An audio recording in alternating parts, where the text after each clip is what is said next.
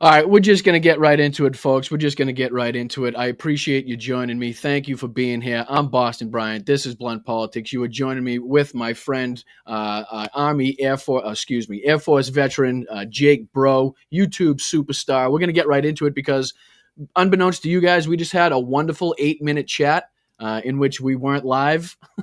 So for some reason, it did not send us live when I clicked go live. And we just had a great chat that nobody will ever hear for the last 8 minutes. But I do appreciate you joining us.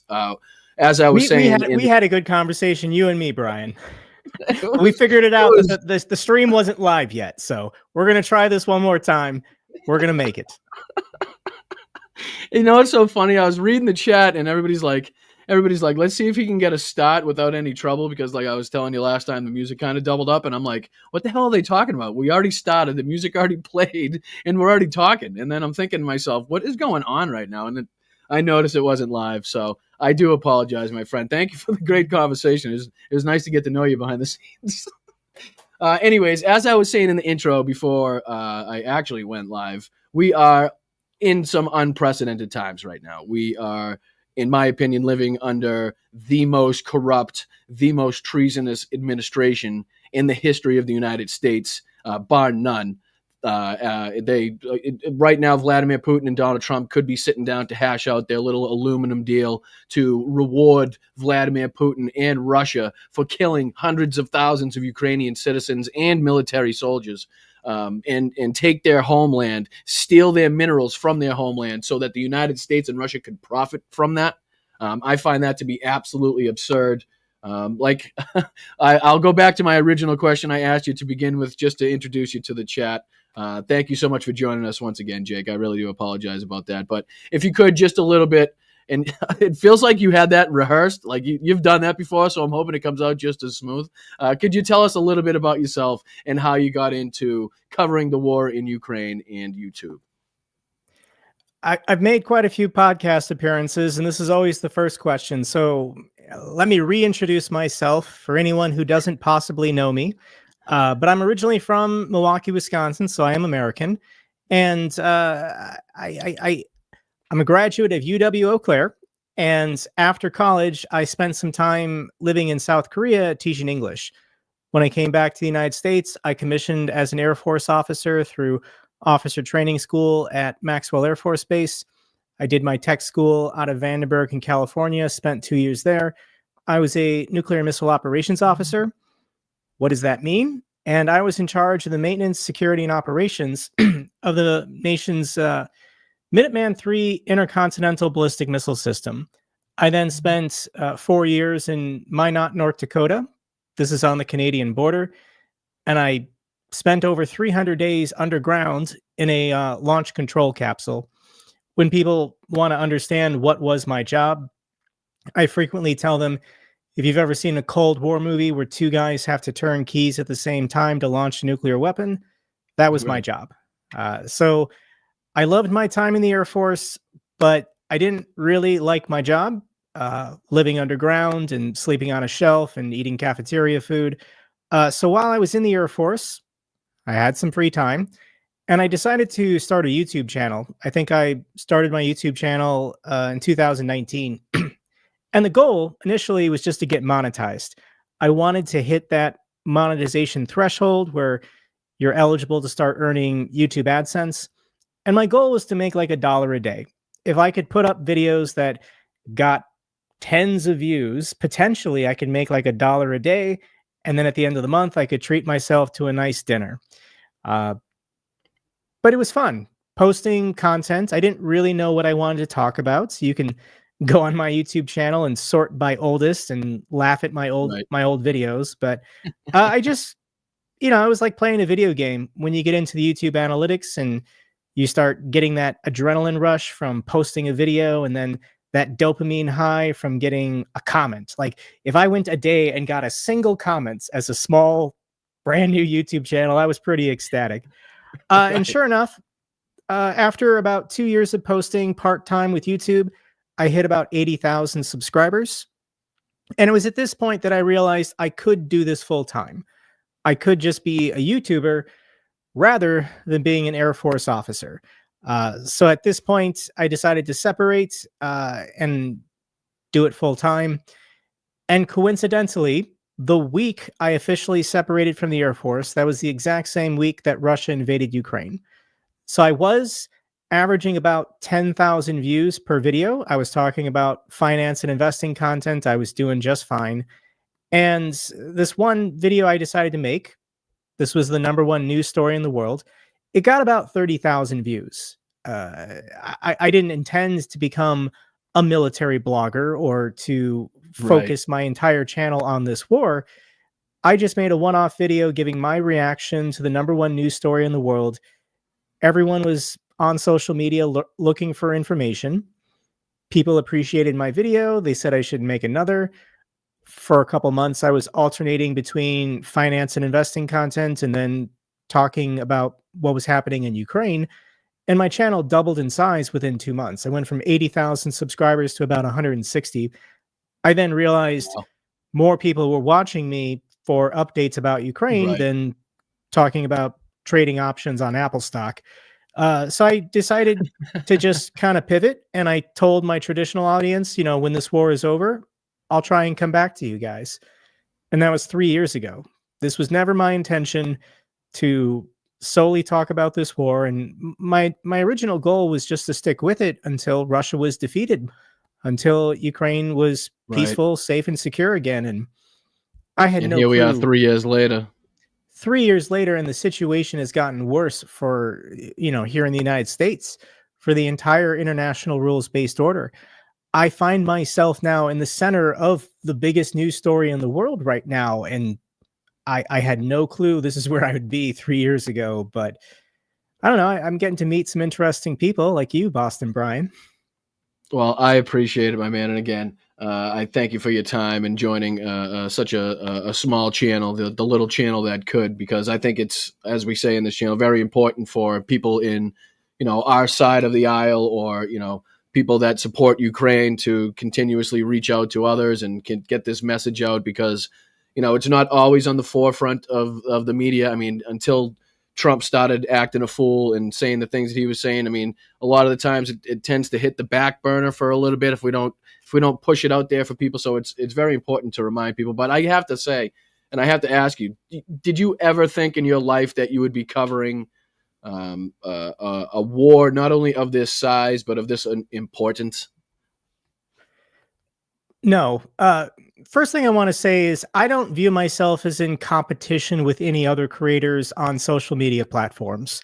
Doesn't matter how big you are, how small you are. I'm just not the face and the voice for everyone who wants to take in information. So I tell people Right. who support Ukraine, if you don't want to watch my content, if you don't want to watch my videos, that's fine.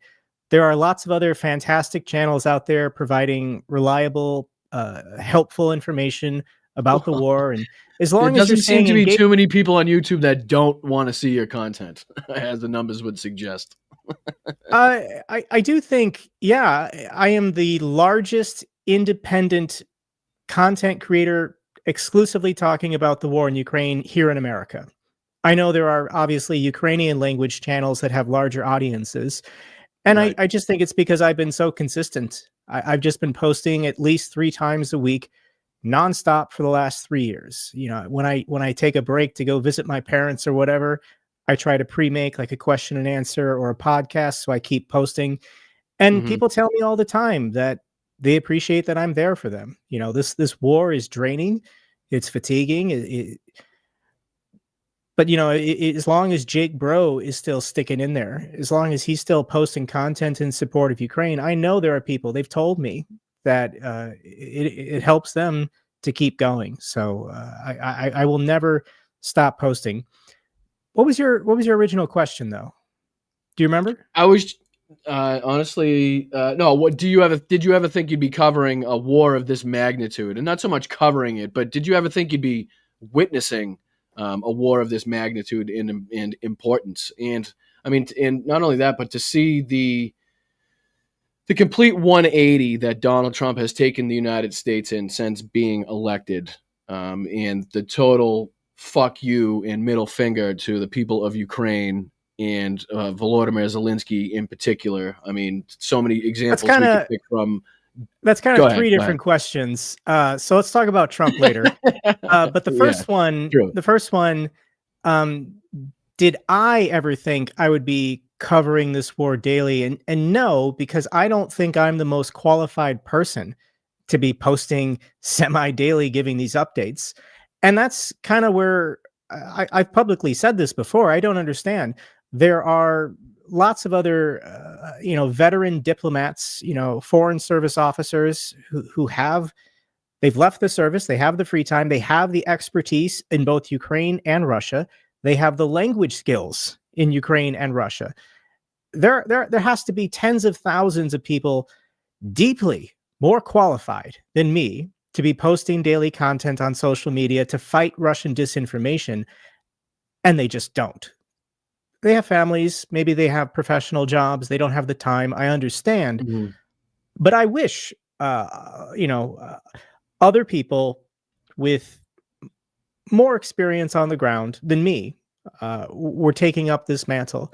But in the age of social media, it's a gold rush. Whoever gets there first often has the largest audience. So I'm trying to develop my own skills. I'm always trying to take in new information, read new books, learn from new people to make myself the most well-rounded and informed person I can in order to give my core audience the best information possible, condensed to like a 30-minute format. That's always what I'm aiming for. So that was the first question.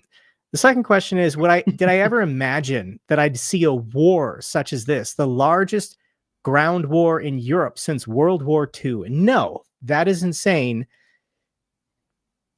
Russia did it. We can't tell the Russians they can't do something like this, even though it was incredibly stupid, detrimental to their military, obviously, and their economy. And I said this in my first week videos, the first week of the war. This war is going to be a disaster for Russia. If the Ukrainians, a country of 44 million people, chose to actively resist, an invasion force of 200,000 was never enough. I said that the first week. It just made no sense. Vladimir Putin always intended for Zelensky to accept that helicopter ride out of the country, and then he was just going to roll into Kyiv, and the military would have stood down. 72-hour operation. Yeah. Now 3 years on is wild. If the Spetsnaz had taken hostile air force and was able to air bridge in the resources to take the capital city, then yeah, I think Ukrainian ground forces in the Donbass region and Odessa and everywhere would have also have stood down. That was always the plan, for it to be a real war. I don't even think Russia even recognized, in the halls of the Kremlin. Obviously, they've been putting out this nonsense. It's a special military operation for 3 years. But I don't even think the Russians realized they were in a real war until that fall, 6 months later. And they said, this is actually a real war. We need to mobilize. They did mobilize 300,000 men. They had to basically, turn their entire economy into a wartime economy. What percent of the annual budget for Russia is being spent on the military right now? And it's like 30 or 40%. Like it's right. Well, okay. I don't want to spout out the percentages and the numbers because I don't want to make a mistake. But Russia now, especially in 2025, is treating it like a real war, as is Ukraine, but nobody else is. The Europeans aren't. The Americans aren't. we can get into the history, but for democratic and capitalist societies, for 3 years now, we've been pretending like it's not a real war, and we don't want the stock market to go down, and we don't want to impose on private businesses that they have to start producing for a real war. Right. Defense Well, production should have been increased 2 years ago, but we're still behind. I think there's several examples we can point to pinpoint that the fact that Russia did not think that this was going to be a long-term thing. I mean, when we saw their vehicles breaking down because they had, 60-year-old tires on them, when we saw that their tanks, the ERA on the side of the tanks was actually filled with rubber instead of, actual explosives. I mean, these are telltale signs that they didn't think they were actually going to see actual combat, or can I give you my favorite one? Yeah, go ahead. So for the Russian forces coming down from Belarus, they went through the Chernobyl exclusion zone. A bunch of these guys got captured, and they were captured with their dress uniforms.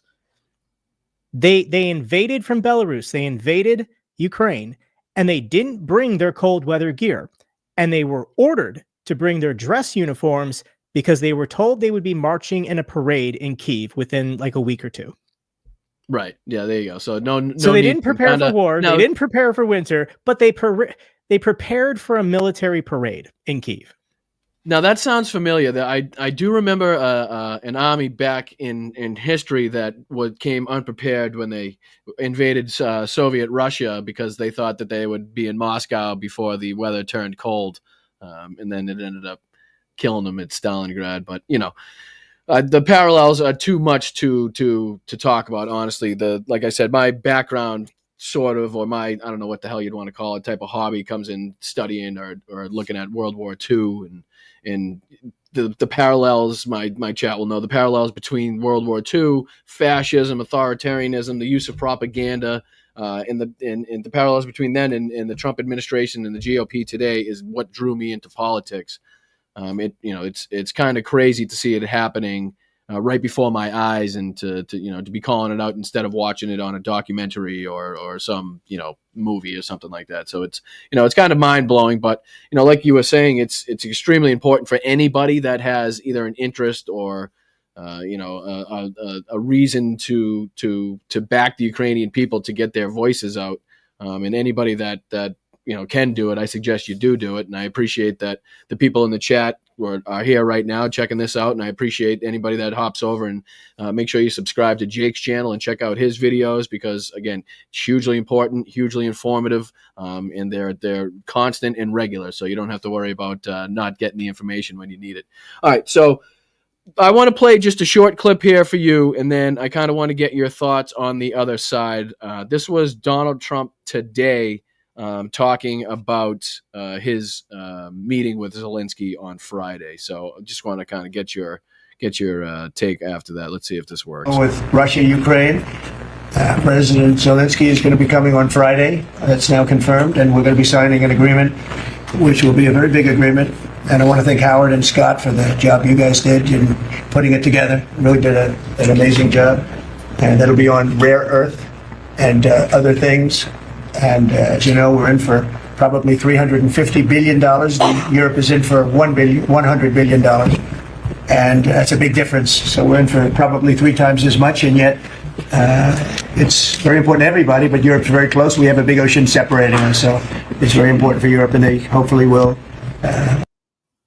Now, let me ask you a question, Jake. Why does he get to repeatedly spew out Russian propaganda and the lies of the amount that we've given to Ukraine, the EU having security, to having guarantees on what they've given to Ukraine?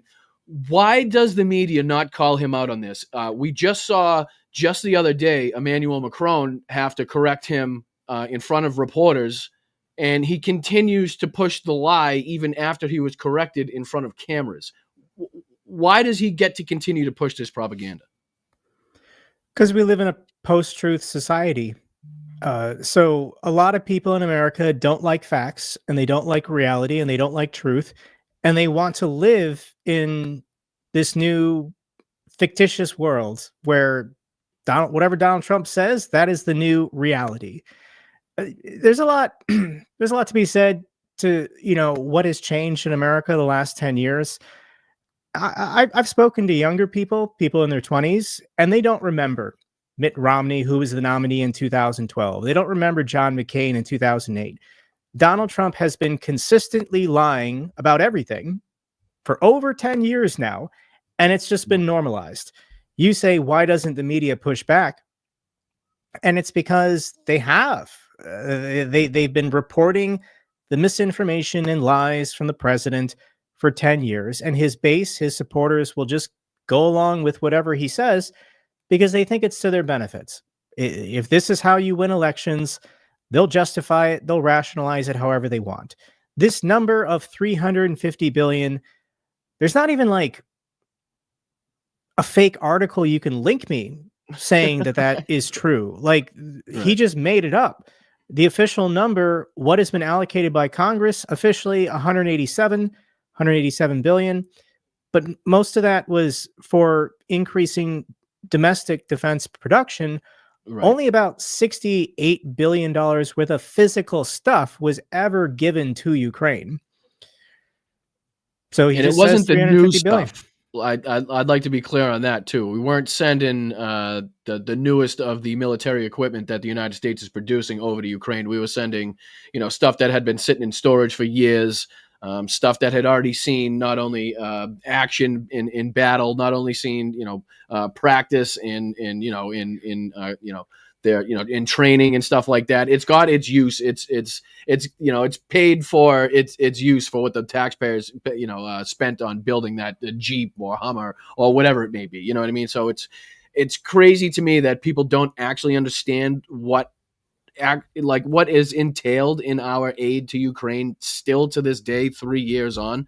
The fact that they don't know that the majority of the money was spent inside the United States, funding U.S. companies, building jobs for U.S. people. I mean, I know we can talk about our differences with the the military industrial complex, if that's what you want to call them, in another conversation. But the facts are the facts in this case. And the fact that he gets to go out there, and I have to push back just a little bit. I think the media has completely failed in their duties. I mean, I do want to acknowledge the fact that now Donald Trump has handpicked basically the channels and the reporters that cover him and get access to the White House press room and his little press conferences that he does. So I'm not unaware of that fact. But even leading before this point, when a reporter asks a question and they get absolutely nothing to do with the question they asked in return, I would expect a follow-up. Or if they get a blatant lie in return, I would expect somebody to push back on that.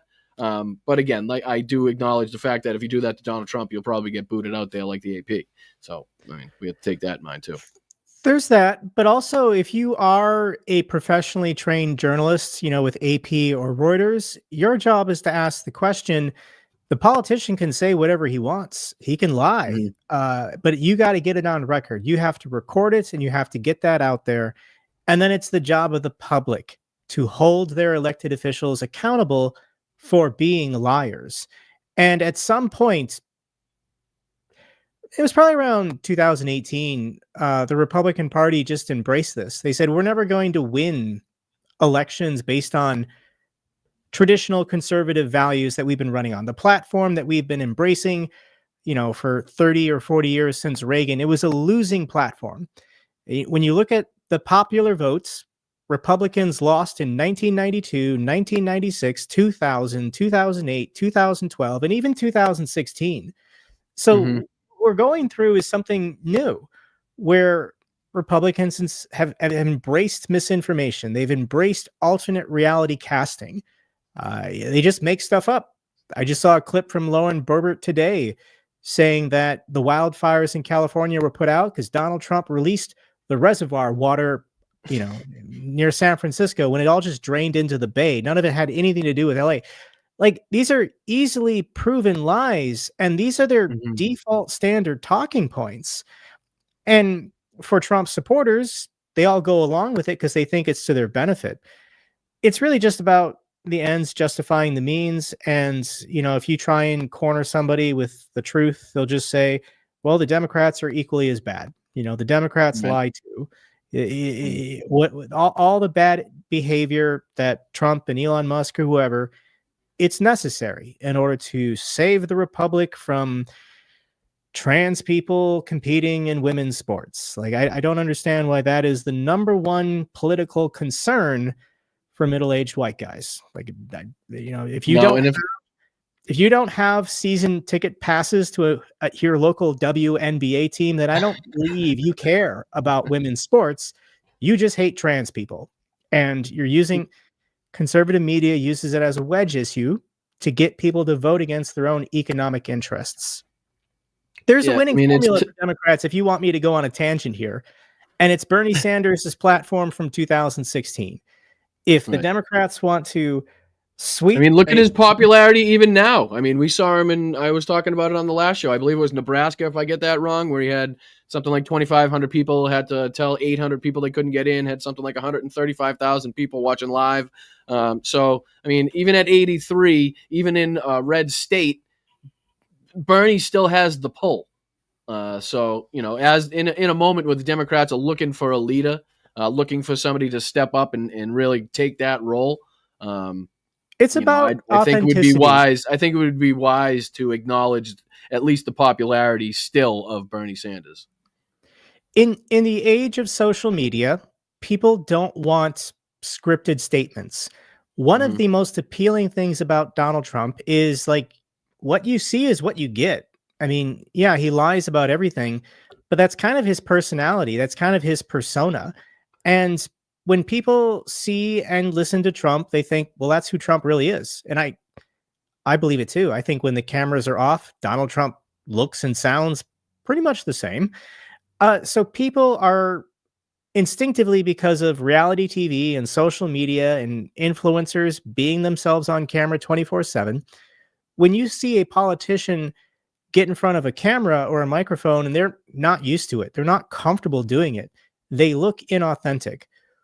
What they're saying is kind of irrelevant because they don't pass the authenticity test.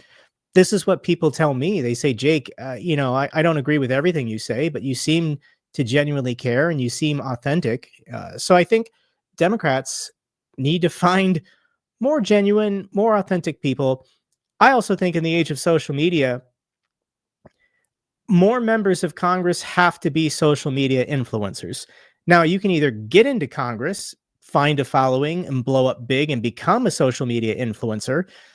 People, did Lauren Boebert have much of a following? Did Marjorie Taylor Greene have much of a following prior to getting elected to Congress? Congress was their catapult to having a national profile. But I think it can work the other way. I think Democrats should be seeking out and recruiting social media influencers, people who do have authenticity, people who do have social media skills and are comfortable on camera with a microphone, and tell those people to run for Congress. And I think the Democratic Party just needs to be overthrown by the base. Find good communicators who have authenticity and start primarying the octogenarians. I'm sorry, but Chuck Schumer cannot be the face of the resistance. Nancy Pelosi. Jake, are you not aroused? Are you telling me you're not aroused? From just stupid Chuck Schumer. He's a nice man. There's but nothing. The thing is, I forget who it was this week, but I did see a Democrat who was on a again, I forget the channel, but it was a more independent, smaller channel, and he was talking about the fact that Democrats need to focus more on independent media as opposed to mainstream corporate media. They need to go where the people are, and if people are leaving mainstream media, as we've seen the numbers suggest, they're going somewhere. And we've seen a big push. We've seen recently Midas Touch overtook Joe Rogan in I don't know if it was monthly or weekly ratings as far as viewership. We even saw Candace Owens in the political sphere overtake Joe Rogan in the second place, which really blew my mind. But anyway, so a lot of people are, we've talked to David Pacman's talk about how he's got 30,000 subscribers in such and such a time.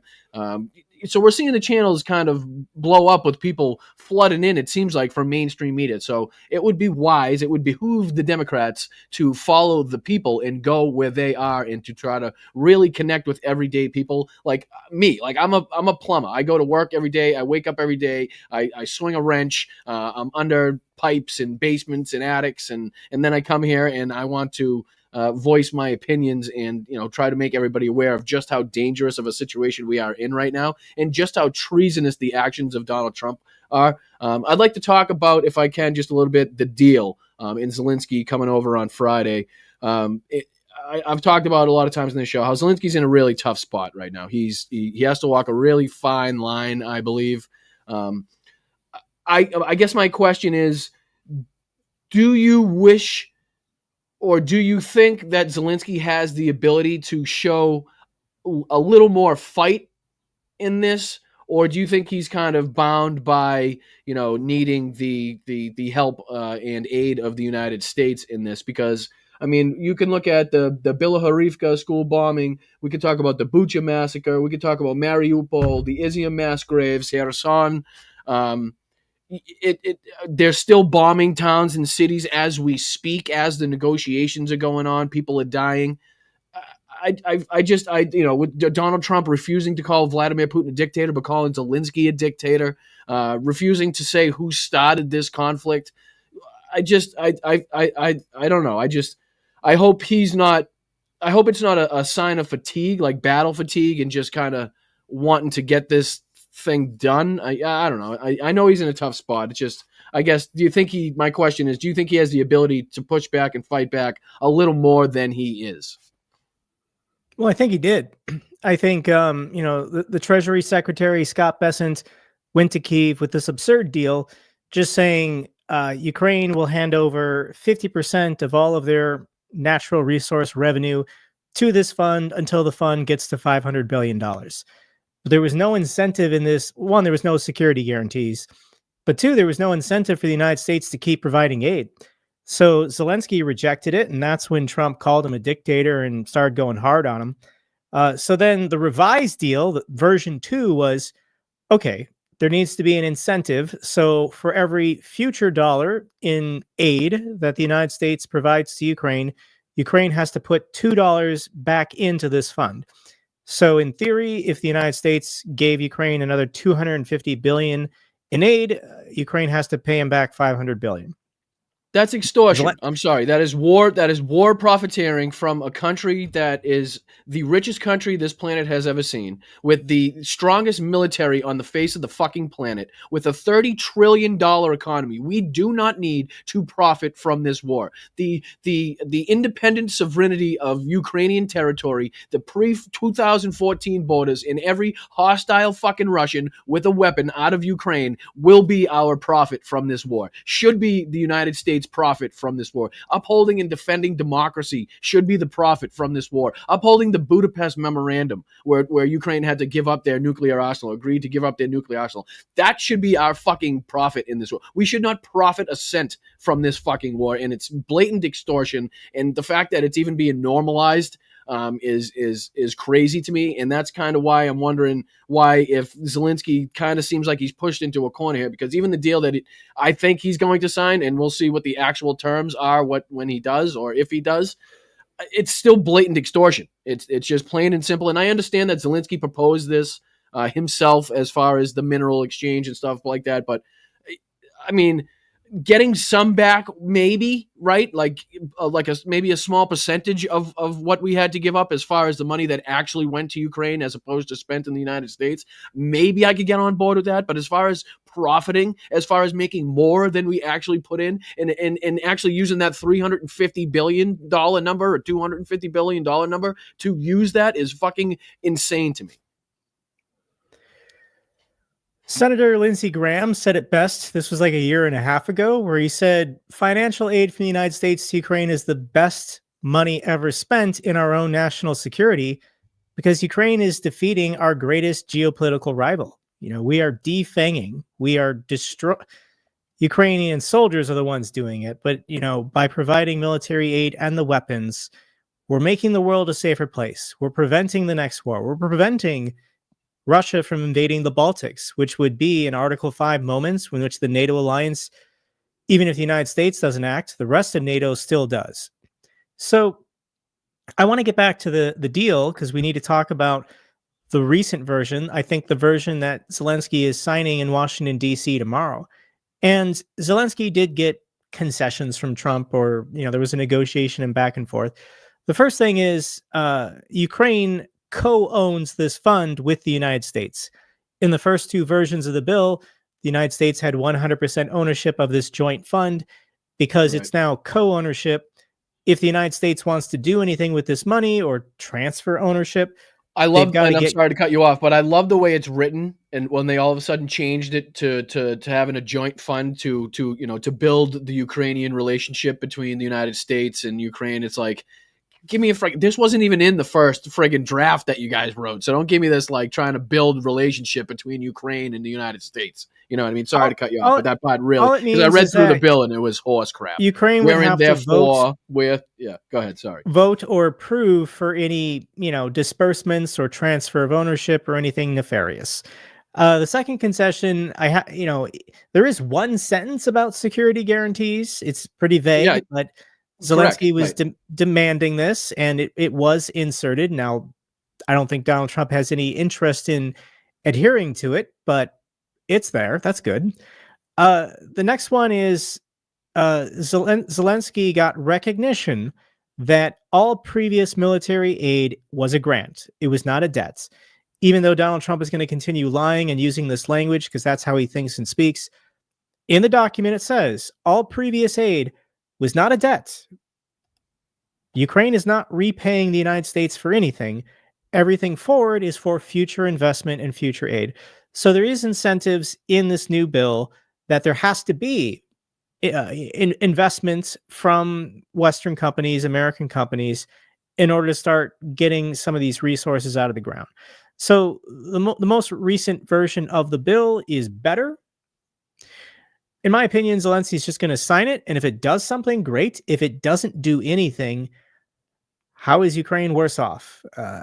Ukraine can just say United States is not holding up its end of the deal, or if it doesn't do anything, they've given up minerals and a lot of friggin' money, going forward for nothing. They've also, if this goes along, they're also going to be side by side with Russia and United States corporations digging up the occupied territories and profiting from that. I mean, I don't see this being much different. I see a lot of equations to this being a modern day, Versailles Treaty almost, where you just, you're pinning Ukraine into a corner, in my opinion.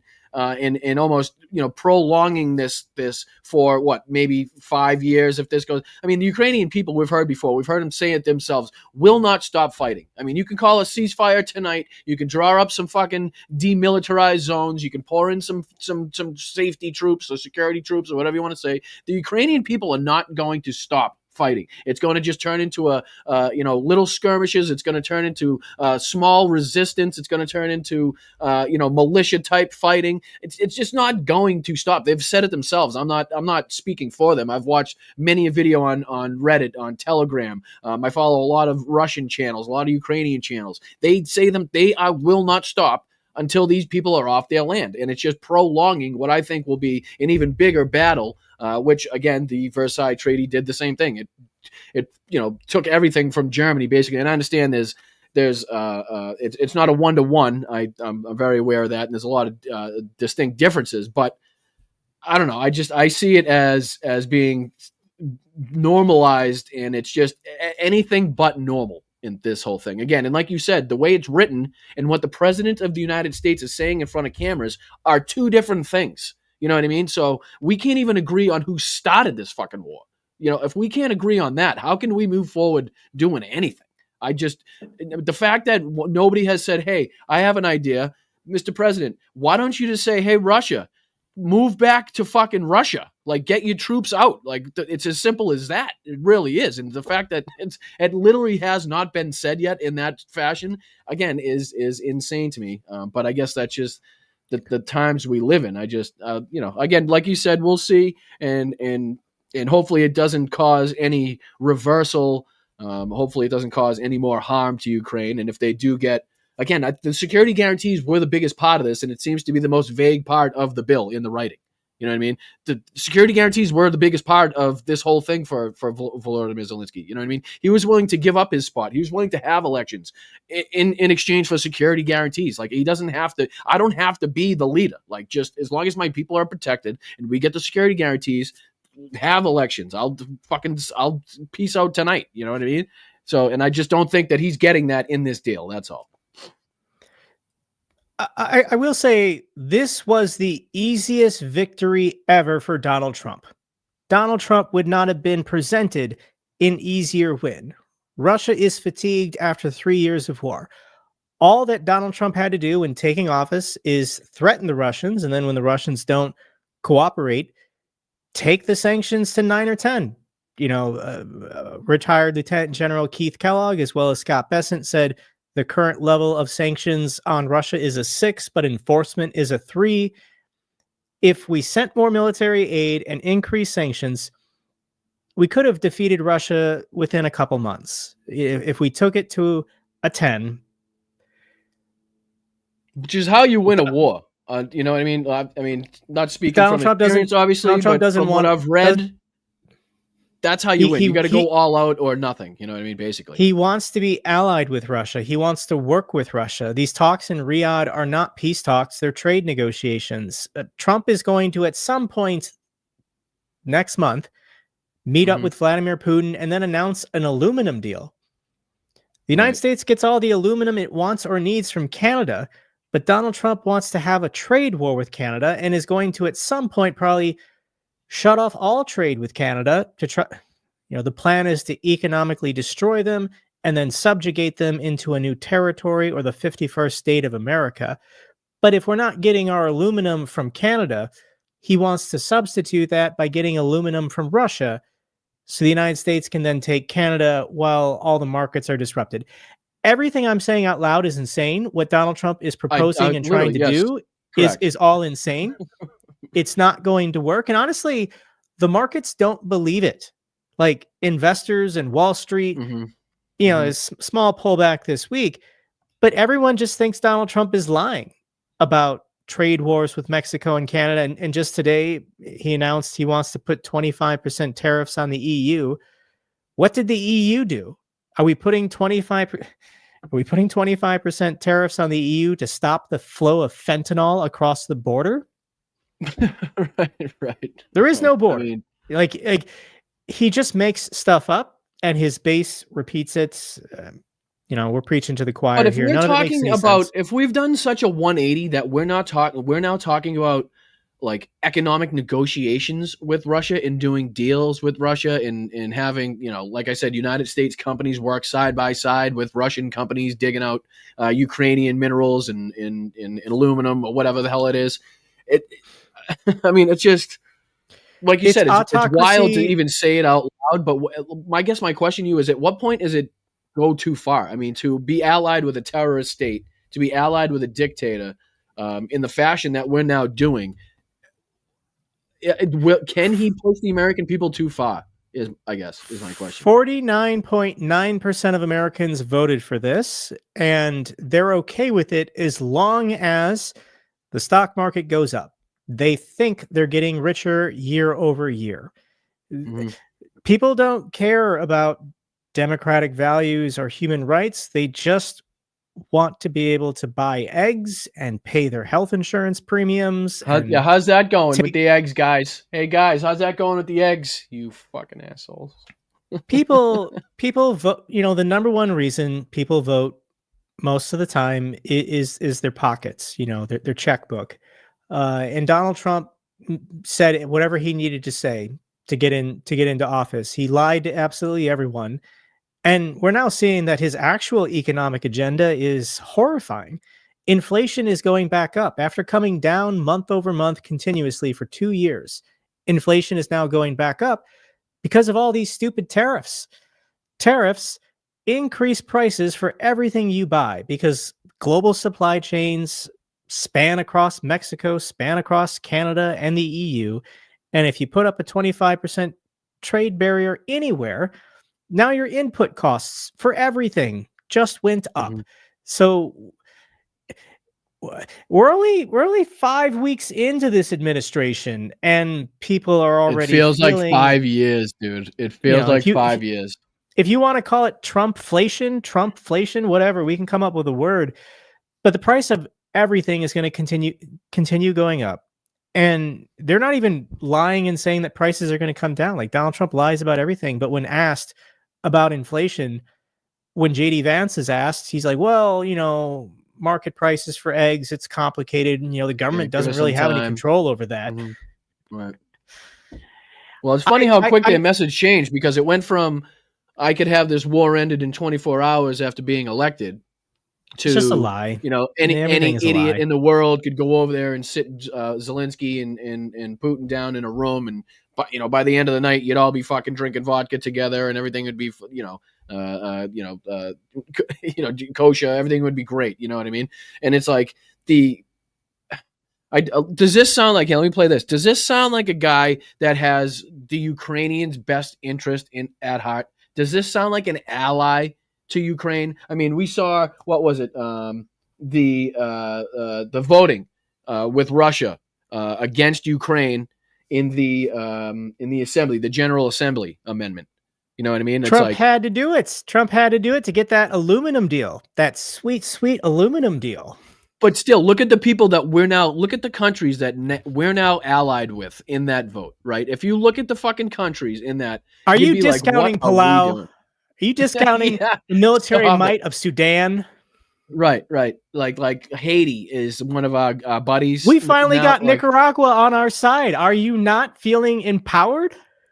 So let me just play this real quick, and I'll get your thoughts on the other side. But chat, and again, chat, thank you so much for being here. Make sure you hit the like button. I really, you know what? I did say hi to you, and I gave a really loving introduction before I hit record. I promise. Jake can vouch for that one. But thank you so much for being here. I do apologize for the beginning, but let me just listen up and tell me, does this sound like a man that has the Ukrainians' best interest at heart? Fox News. О том, виновата ли Россия, не виновата ли. Но посмотрите, что у вас есть. У вас есть человек, который возглавлял страну, в которой были самые красивые города.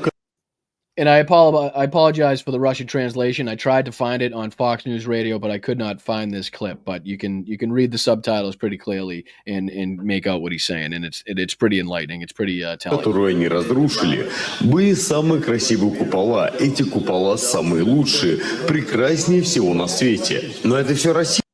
Again, with these domes, dude, just him and these domes, his infatuation with gold, anything, still to this day blows my mind. He's like a child. Это вина России, господин президент. Это Россия сделала. Они все разрушены, тысячелетние купола, и все разрушено.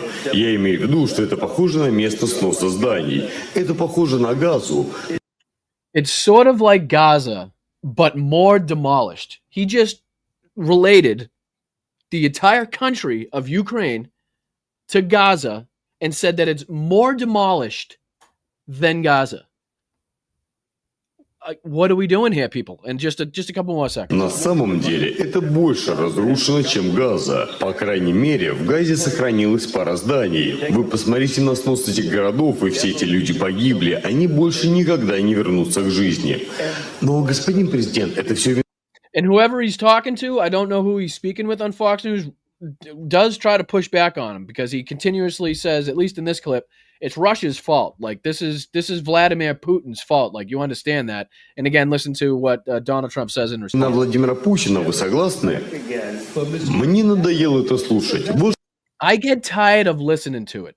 I'll tell you what. So he gets tired of hearing people say that it's Vladimir Putin's fault, when you can pull up as many articles as you want covering Vladimir Putin's own words of the reasoning on why he started this whole special military operation. It's fucking wild to me. All right, sorry. Here we go. Что я вам скажу? Я достаточно на это насмотрелся. А потом Зеленский жалуется, что его нет на встрече, которую... And then Zelensky complains he's not in a meeting. And I love how Donald Trump, and I'm done with this one. We get the point on that. But I love how he equates 3 years of war and being attacked mercilessly night after night by drones and missiles and planes and helicopters to having a spot at the fucking negotiation tables, right? Like, he understands negotiations work with two people. You need two sides in a negotiation. And if one side is just continuously bombing and killing your people, that's not a negotiation. So there is no negotiation to be entered. So this 3 years, like Volodymyr Zelensky had all the chance in the world to sit down with Putin, is the biggest load of horse shit I've ever heard in my life. What say you? Well, so Zelensky, you can find the clips. The first 2 or 3 months of the war, Zelensky was calling for talks. Zelensky said, "I will meet with Putin. We can talk about this." And Putin, the first couple months of the war, was the one refusing to talk. They then, started doing these talks in Istanbul, and Russia gave their demands. They weren't peace talks, they weren't negotiations. Putin was saying, you have to reduce the size of your military to 40,000 and give up all these weapons and recognize these 4 oblasts as belonging to us or whatever. And Zelensky said no. And that was it. So then it was at that point that the Ukrainians then said, "We're not talking to you anymore. We're not talking to the Russians."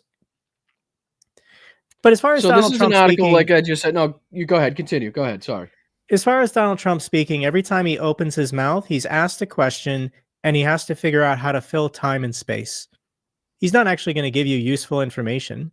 I mean, I don't think I've ever heard a clip of Donald Trump speaking the last 10 years in which I learned something new that was true.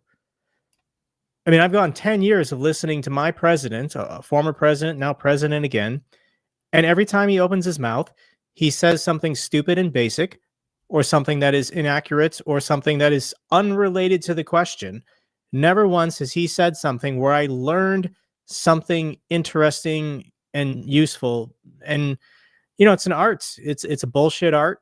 Kudos to him for mastering it and getting 49.9% of Americans to believe he's somehow a genius or a brilliant negotiator or whatever, when all he does is fill up time and space and then engage in corruption. This kind of goes back to like, because he doesn't play by the same fucking rules. Like he's firing out the most ridiculous shit like it's a Gatling gun, right? And in return, he's getting this diplomatic speak that has been, gone through by 7 fucking representatives and administrators to make sure that it sounds right. And it's not the same thing in return. You know what I mean? What gets the headlines is Donald Trump's craziness, Donald Trump's outlandish claims and misstating of the facts and not being able to talk. And in return, and again, I'm not in any way picking on Zelensky, but again, he continuously returns with like geopolitical speak. You know what I mean? And it doesn't seem to carry the same weight in media. And before you go on, I just want to read this real quick, and then you can have the floor. This is an article explaining and quoting Vladimir Putin, telling us why he ordered the special military operation. And he says, quote, "Its goal is to protect the people who have been subjected to bullying and genocide by the Kyiv regime for 8 years. And for this, we will strive for the demilitarization and denazification of Ukraine, as well as bringing justice to those who committed numerous bloody crimes against civilians, including citizens of the Russian Federation." So there it is right there, his reasoning for invading. So we don't have to guess on why or who or what started this war. There's no guessing to this. So, and I'm sorry, Jake, go ahead, buddy. You can take the floor, my man. Well, the male population of the Donbass region is dead. Over the last 3 years, Putin has mobilized, conscripted, sent to the front every adult male that's not, critical services for like the secret police and stuff in the Donbass region. They're all dead. If you want to say, for people who argue in favor of Russia, and they always quote this UN number that 14,000 people died over 8 years because Russia was feeding weapons into the separatists.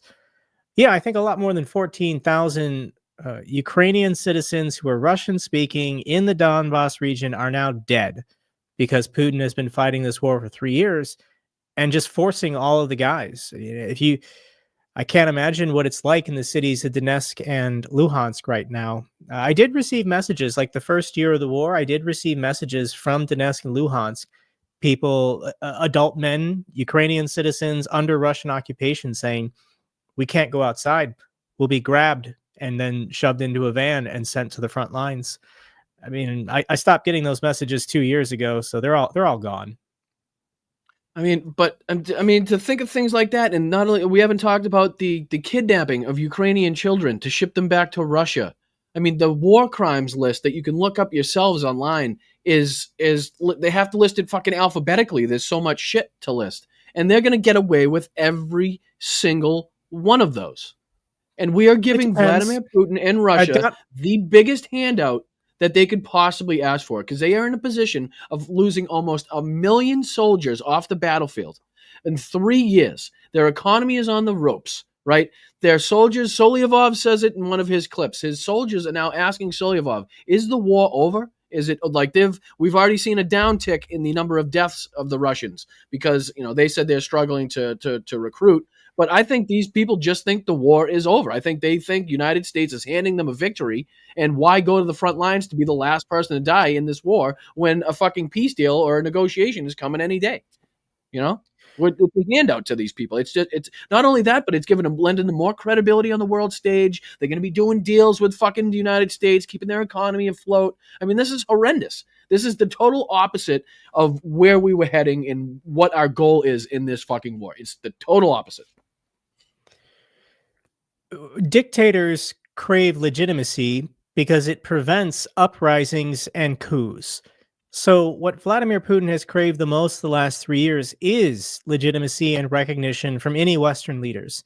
And by Donald Trump doing these talks in Saudi Arabia, Donald Trump claims he's going to meet Vladimir Putin face to face.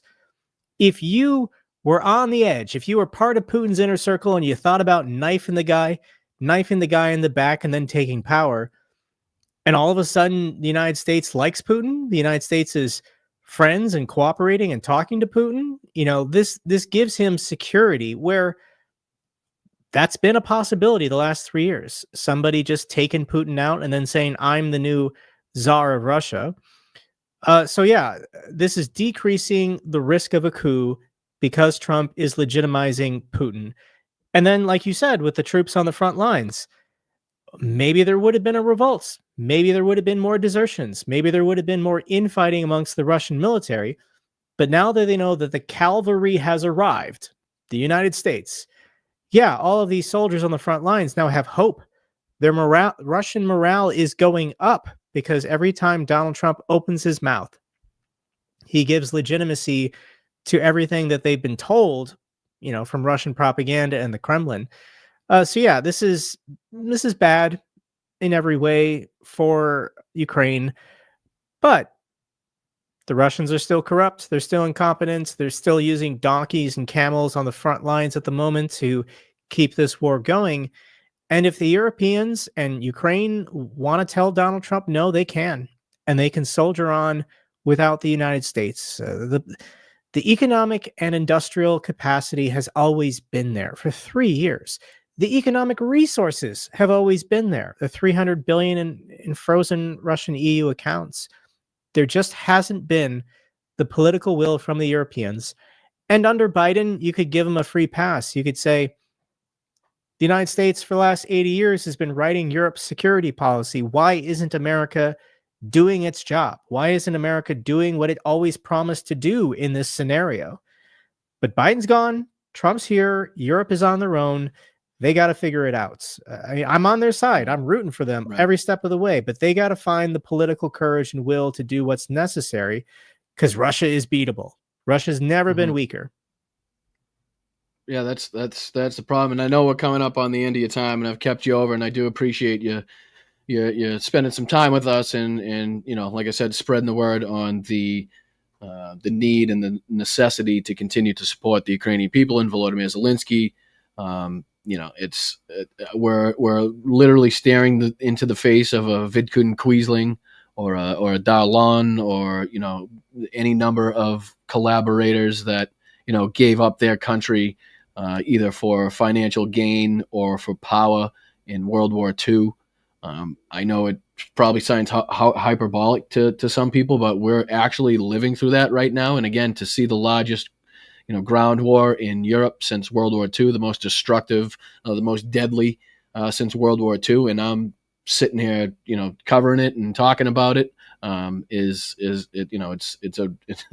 a wake up call. It's a real mind. It screws with you. It does. It's crazy for me to process that. But Jake, I really do appreciate it. Can you let my viewers know one more time where they can find you on your socials, and check out your videos on YouTube? What's your handles and stuff? It's Jake Broe everywhere. You can find me on, I think, every social media platform except like Telegram. I'm not on Telegram. Those are scammers. But Twitter, Blue Sky, Threads, Facebook, Instagram, YouTube, TikTok. You can find me there if you want to. You're the best, dude. I really do appreciate it. I appreciate your time. I appreciate your efforts. I appreciate your fight, and I appreciate your commitment to covering this and keeping the people informed. I really do. So to take the time again to talk to a smaller channel like me is really important and really appreciated. So thank you. And again, I do apologize about the beginning. That just I It's don't all know. good. Again, I'm not a tech guy. I'm not on the tech side of this thing. So thank you for hanging in there with me. I do appreciate the conversation we had before that. And again, if I could just ask you if you would be kind enough to maybe share this out on your socials, that would be wonderful. Because again, I think the more people that see this and hear the information that is factual and the danger that we're actually in and the times they're actually seeing, the more people that see it, the better. So thank you, Jake. I really do appreciate it. I hope you have a wonderful night. And again, I'd like to talk to you again and as frequently as possible because, again, I'd like to keep this on the forefront of the news. So thank you, buddy, from everybody in the chat. Thank you, dude. I really do appreciate it. Thanks, Brian. Take care. You as well. Have a good night. All right, guys. Jake Broe, thank you. I really do appreciate his time, all his efforts. Again, check him out on all his socials. Check out his YouTube channel. He does fantastic videos, really informational. Again, doesn't miss a beat on any of this stuff. So highly advised to check out his stuff. Thanks, Mike. I really do appreciate it. And again, I do apologize about the beginning. It was a really, really good talk. I had a fucking great, again, if I had a camera rolling in here, like a GoPro rolling, just catching B-roll of me all the time, that would get more views on YouTube than my actual fucking show. Okay? Because me having an 8-minute conversation with a YouTube star that has over 500,000 subscribers and I didn't even hit fucking go live is one for the books. I think one for the books. And again, I promise I said hi to the chat as I always do. I thank you guys. I thank the mods for keeping the chat safe. I really appreciate that. Sorry to Hal and the Sparklers. I heard somebody say that he was trying to throw it over to me, but because I wasn't live, it probably didn't show up.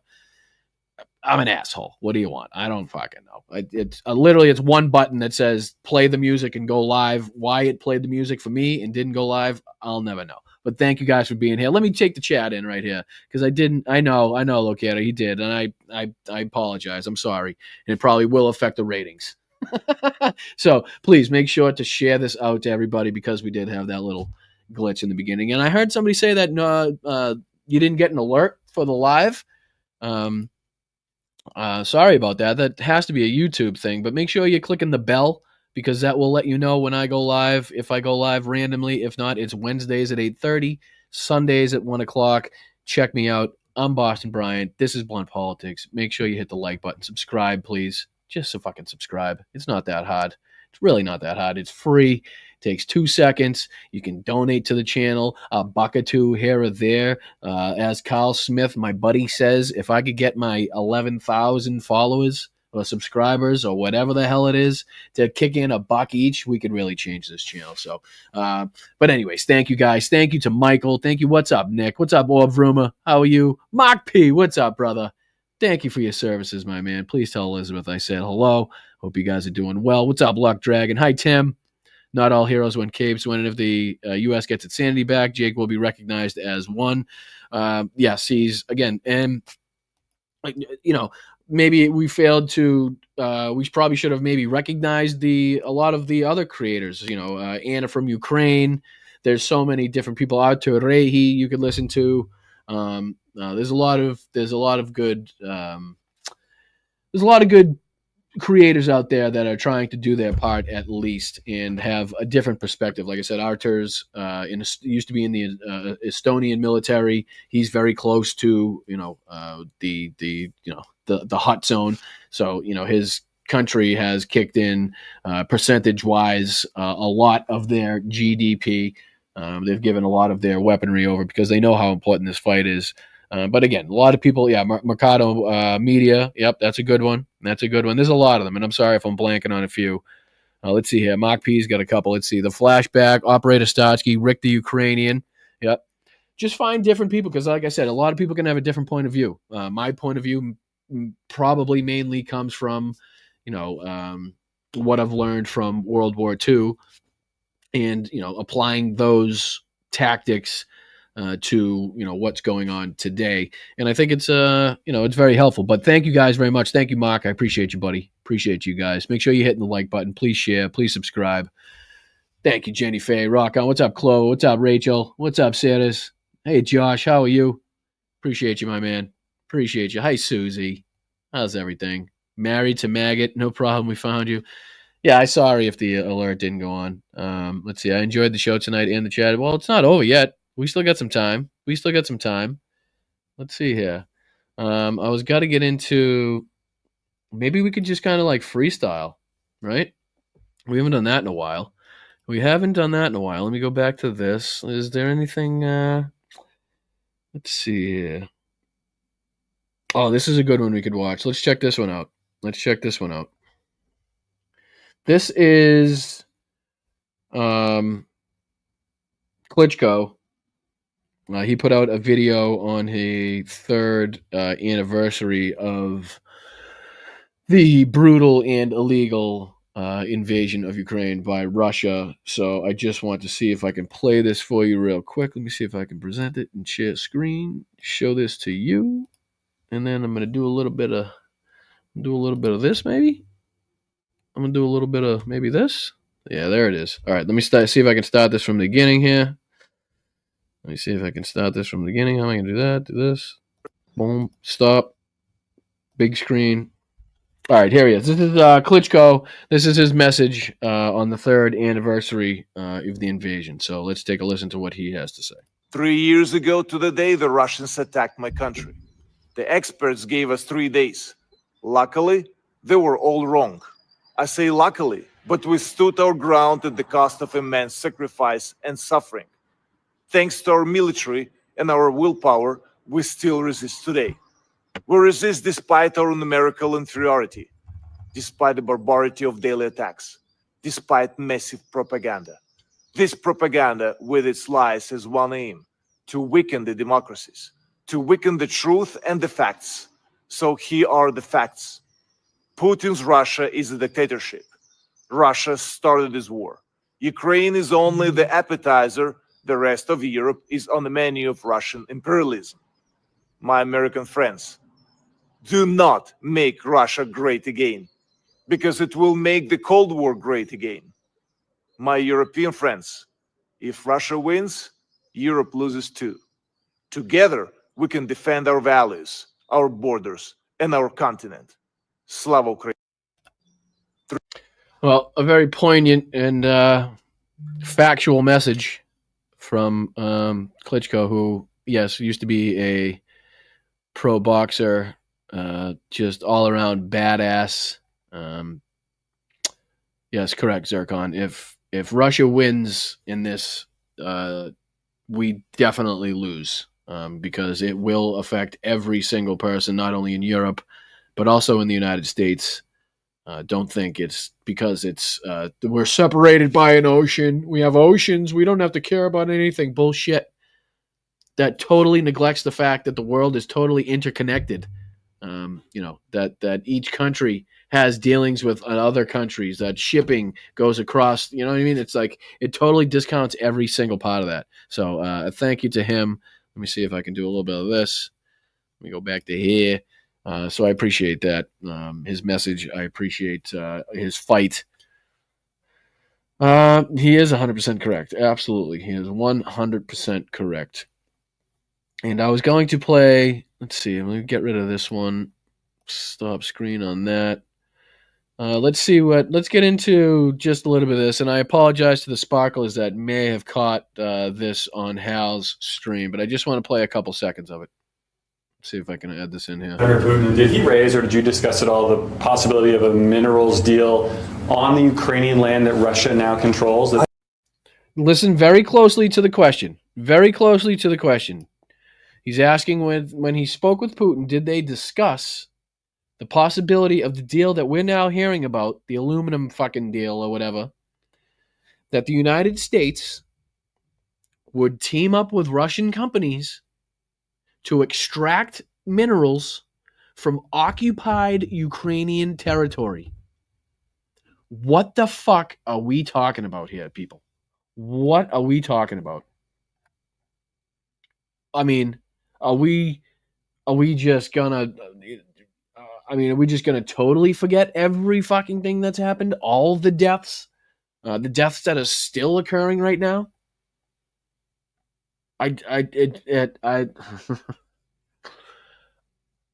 the fact that it's so blatantly treasonous, right?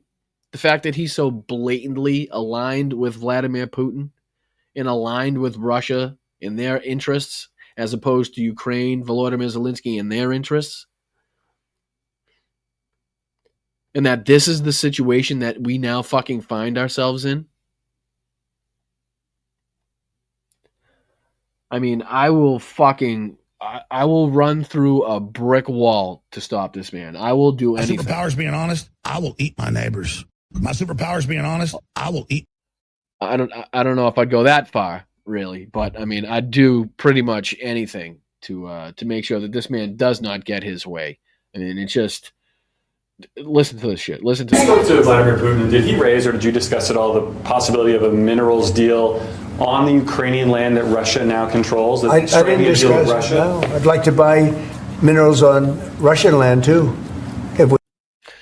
Not only does he really agree with the question by saying, not only I'd like to get... he's now talking about having American companies go into Russia, or at least having Russian companies now, like, what are the point of the sanctions? What are we doing with the sanctions? This is just the total opposite of the United States' policy for the last 3 years. We can. The rare earth, they have very good rare earth also. They both do, I would say that, and oil and gas. Look, it's a great thing. If we sell this, it's great for Russia too.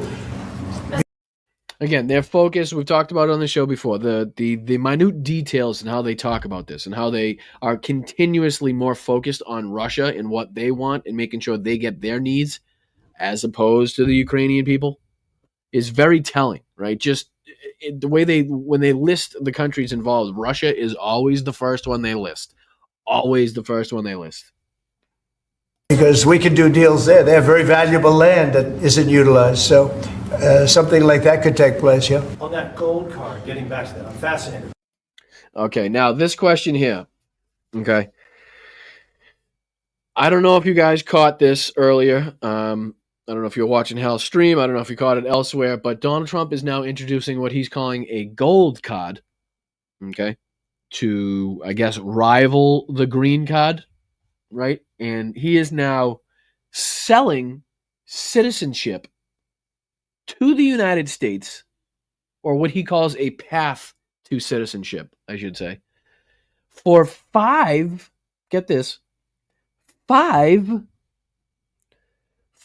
million fucking dollars. Or go fuck yourself. Or go fuck yourself. Right. So say it twice. It makes it more nice. I mean, it's just, I don't. How do you explain this? How do you possibly explain the fact that you're now selling a path to citizenship in this country for $5 million? And now listen to this question. Listen to this question, and then listen to Trump's answer, okay? Listen to this shit. You should be fascinated by it. Your taxes will go down to nothing. Would a Russian oligarch be eligible for a gold card? Yeah, possibly. Would a Russian oligarch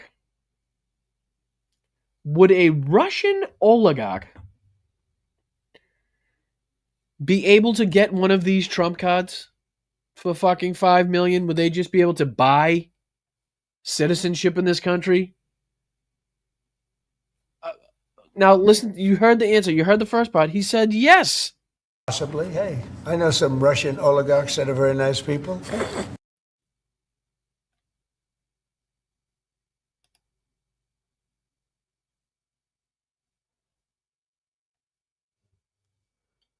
I don't know. Okay. All right.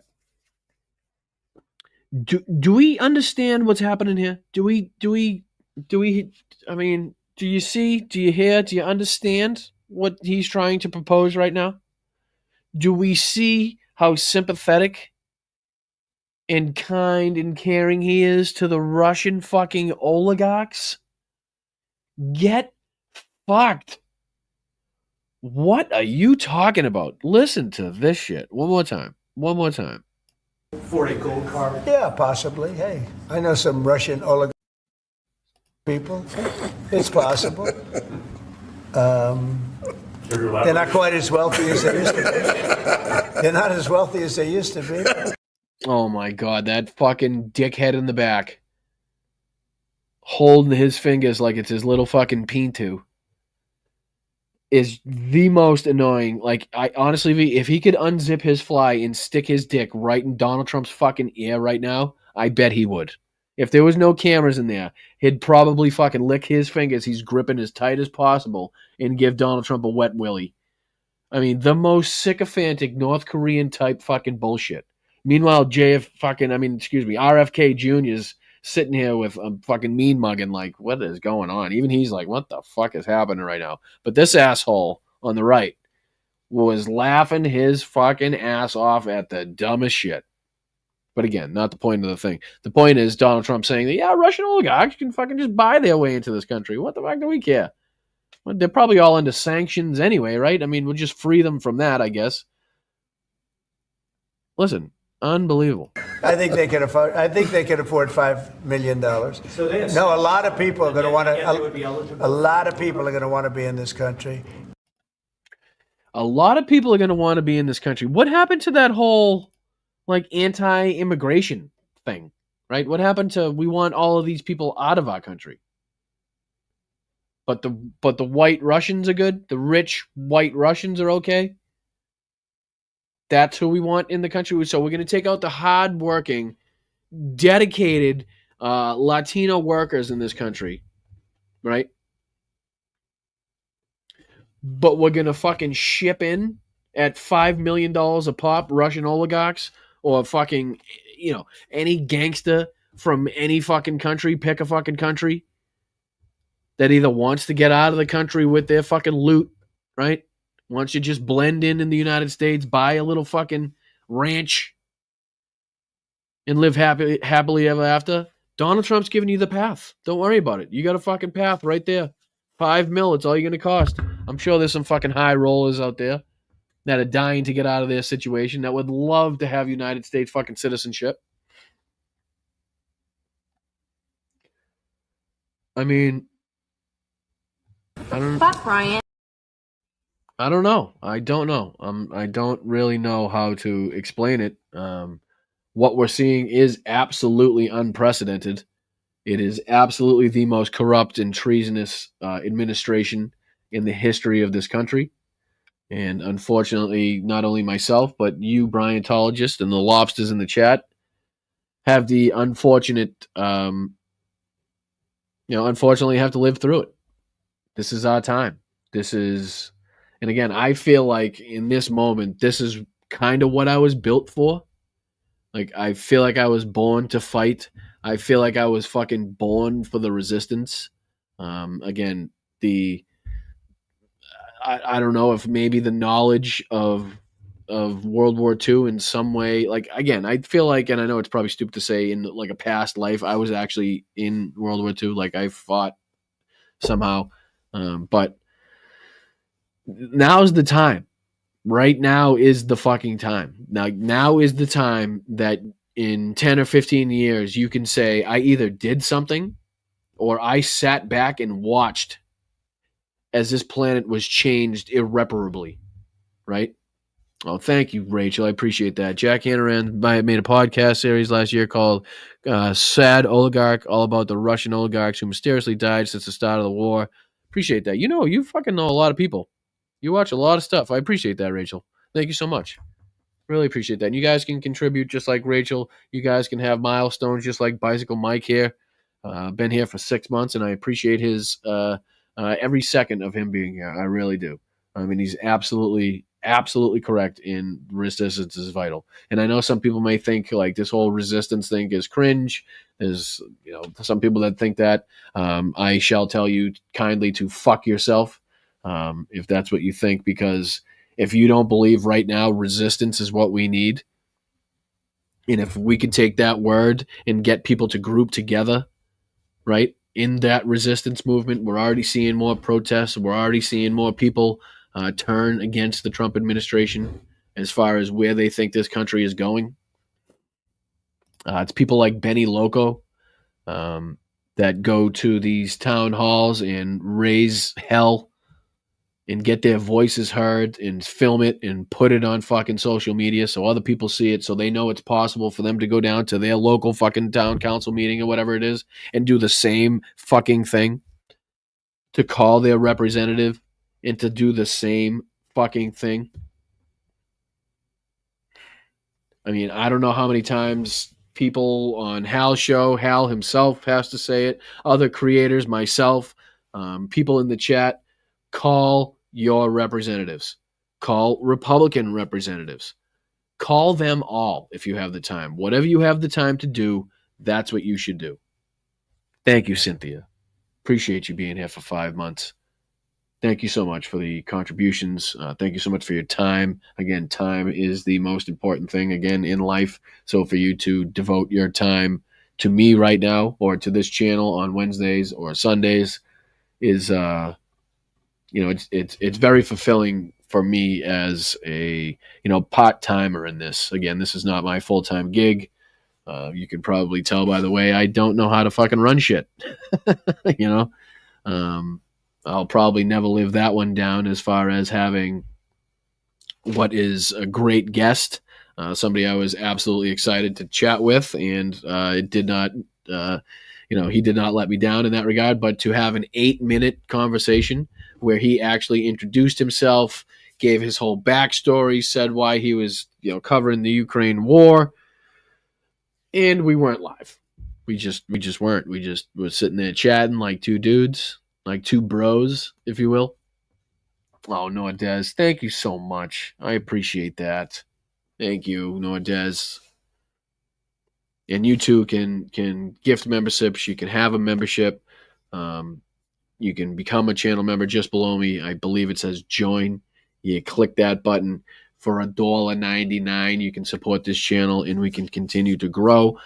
Before we started recording and before we started talking, thinking we were recording, Jake was talking about just how difficult it is to build a platform and how consistently you need to be performing on this website or Twitch or YouTube or, like I said, Instagram, Facebook, in order to gain a true following. Oh, thank you, Sheldon.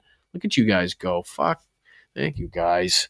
Appreciate that, Sheldon. Oh, Marianne. Let's go. Where's Marianne? Where'd you go? You sweetheart. Thank you so much for the 10 gifted subs. Anybody that gets a gifted sub, I already know that you know this, but please make sure you thank the person that gifted you that sub. It's the least you could do. And again, if you find yourself after that free gifted membership is up, still watching the channel, still consuming the content, feel free to continue supporting the channel with that $1.99. I would very much appreciate it. It's a huge way to help. You can check me out on patreon.com/BostonBrian. 3 different tiers, all different perks. Check it out, please. That is also another fantastic way, not attached to YouTube or any of the channels, just in case something happens, where we can continue to do this. And again, I'm trying to fund my my reunion with Mel and my shipping across the country. So in any way you guys can chip in or contribute, it's extremely appreciated. And again, if you don't have the ability to do so, like, share, subscribe, fucking comment, all the free stuff that you can do, totally free, absolutely important, just as appreciated. All right, moving on. Let's see here. Let me close these ones out because I don't want to have an issue with memory. It's the memory that gets you. All right, so I wanted to cover this as well. This is, again, goes into the insane category. Let's see if I can share this with you. Share that with you. And then I'm going to do a little bit of, take this one out. I'm going to do a little bit of that. And then we're going to do a little bit of spice, put it on there. All right.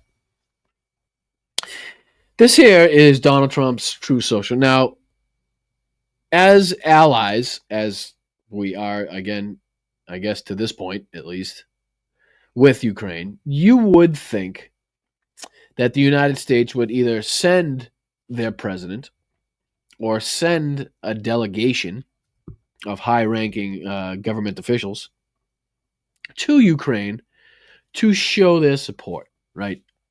To show the world that they understand the gravitas of the situation, that they understand that 3 years on what was supposed to be a 72-hour fucking operation. I don't know how many times I can stress that. A 72-hour operation this was supposed to be by what was the second greatest military on the planet at the time on fucking paper. Now they're not even the best army in fucking Ukraine. And we're like I said, you'd think that we would send a delegation over, or you think there would be some sort of, pomp and flair, something to celebrate our, commitment to the Ukrainian people. But what we got was this. This is what we got. Most of it is horse shit. Most of it is just man talk. He does mention, I don't want to leave this out because people will call me out on it, I'm sure.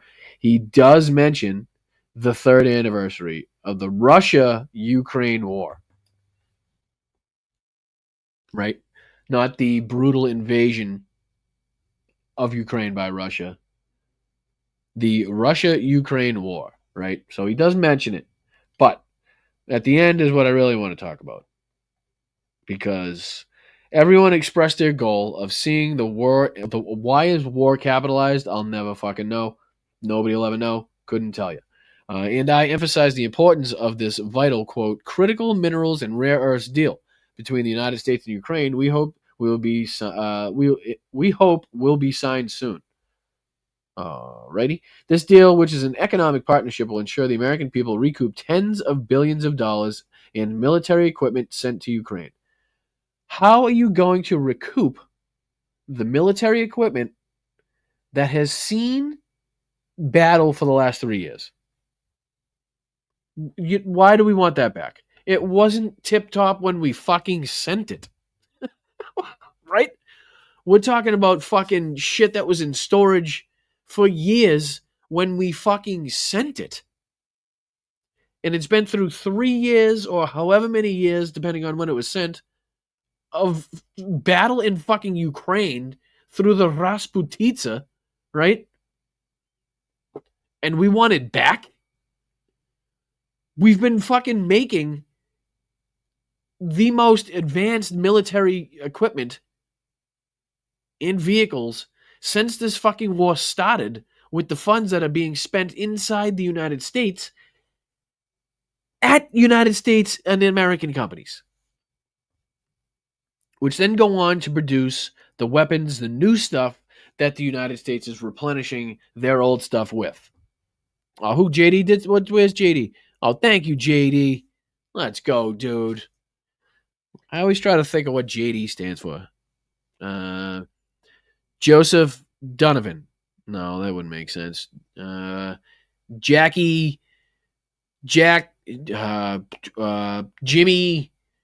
B. Jimmy B. No, that's a D. I don't know why I said B. Jimmy D. Maybe that's it. Anyway, sorry. Sidetrack. ADD. My bad. But here, this is what I want to get into. At the same time, I am in very serious discussions with President Vladimir Putin of Russia concerning the ending of the war and also major economic development transactions which will take place between the United States and Russia. So on the 3rd anniversary of the illegal, unjustified brutal invasion of Ukraine by Russia, Donald Trump is announcing his discussions with the man that perpetrated this war. Again, the Bilohorivka school. Remember the school said fucking kids outside in Ukrainian, don't fucking bomb this, assholes. This is filled with kids. Remember that one? Yeah. Remember Mariupol? Do you remember Mariupol? Right? Hold on. Let's see here. You know what? I know we have short memory spans in this country, and I know we tend to forget shit really fucking easy. But this shit is unforgettable, right? This is not something that you forget. This is not. Can I watch the? Can you watch a preview of something on YouTube without getting a copyright strike? I wonder. Okay, this right here, and let me share this instead. Let me get this out of it. Thank you, JD, by the way. I appreciate you, brother. I'm going to get out of the way here. Let me go to... Let's see if I can get out of the way like this. A little smaller. All right. So this is 20 days in Mariupol, right? And I highly suggest that if you have not seen this documentary, to cut out an hour and 34 minutes of your life. Make sure there are no kids around. Make sure you have a full box of tissues. Make sure you have maybe somebody there as support. Make sure it's adult. And you sit down and you watch this start to finish. And then tell me if you think these are people that we should be making deals with. That we should be damn near capitulating to. Right? This is a Frontline PBS documentary, 20 Days in Mariupol. If you have not seen it, fucking watch it. Watch it. And tell me if it changes your perspective on the way that Donald Trump is now handling this situation. Bucha, Mariupol, Bilohorivka, Izium, Kherson. The list goes on. I know we always talk about the Russian number of people wounded and dead. But I think I mentioned it last fucking show. Don't you fucking for a second think that the Ukrainians have not given just as much, right? Not equal in number. But when it's that many fucking people, does it really matter? We're talking about millions. Not thousands, not tens of thousands, not hundreds of thousands. Fucking millions of people dead. We could talk about how the United States has already said that, it's a no on NATO for Ukraine. The fact that Pete Hegseth came out and said, pre-2014 borders were a no-go before the negotiations started. I mean, they were giving up the game before the fucking negotiations started. That's how stupid these people are. That's how ignorant that these people are. The fucking Fox News B-team host on Saturday fucking mornings gave the game away before the negotiations started. To even say Pete Kegsbreath, Pete Kegstand, Pete fucking Kegseth, whatever his name is making decisions for our military or making decisions anywhere in this fucking situation is a scary, scary thought. A scary thought.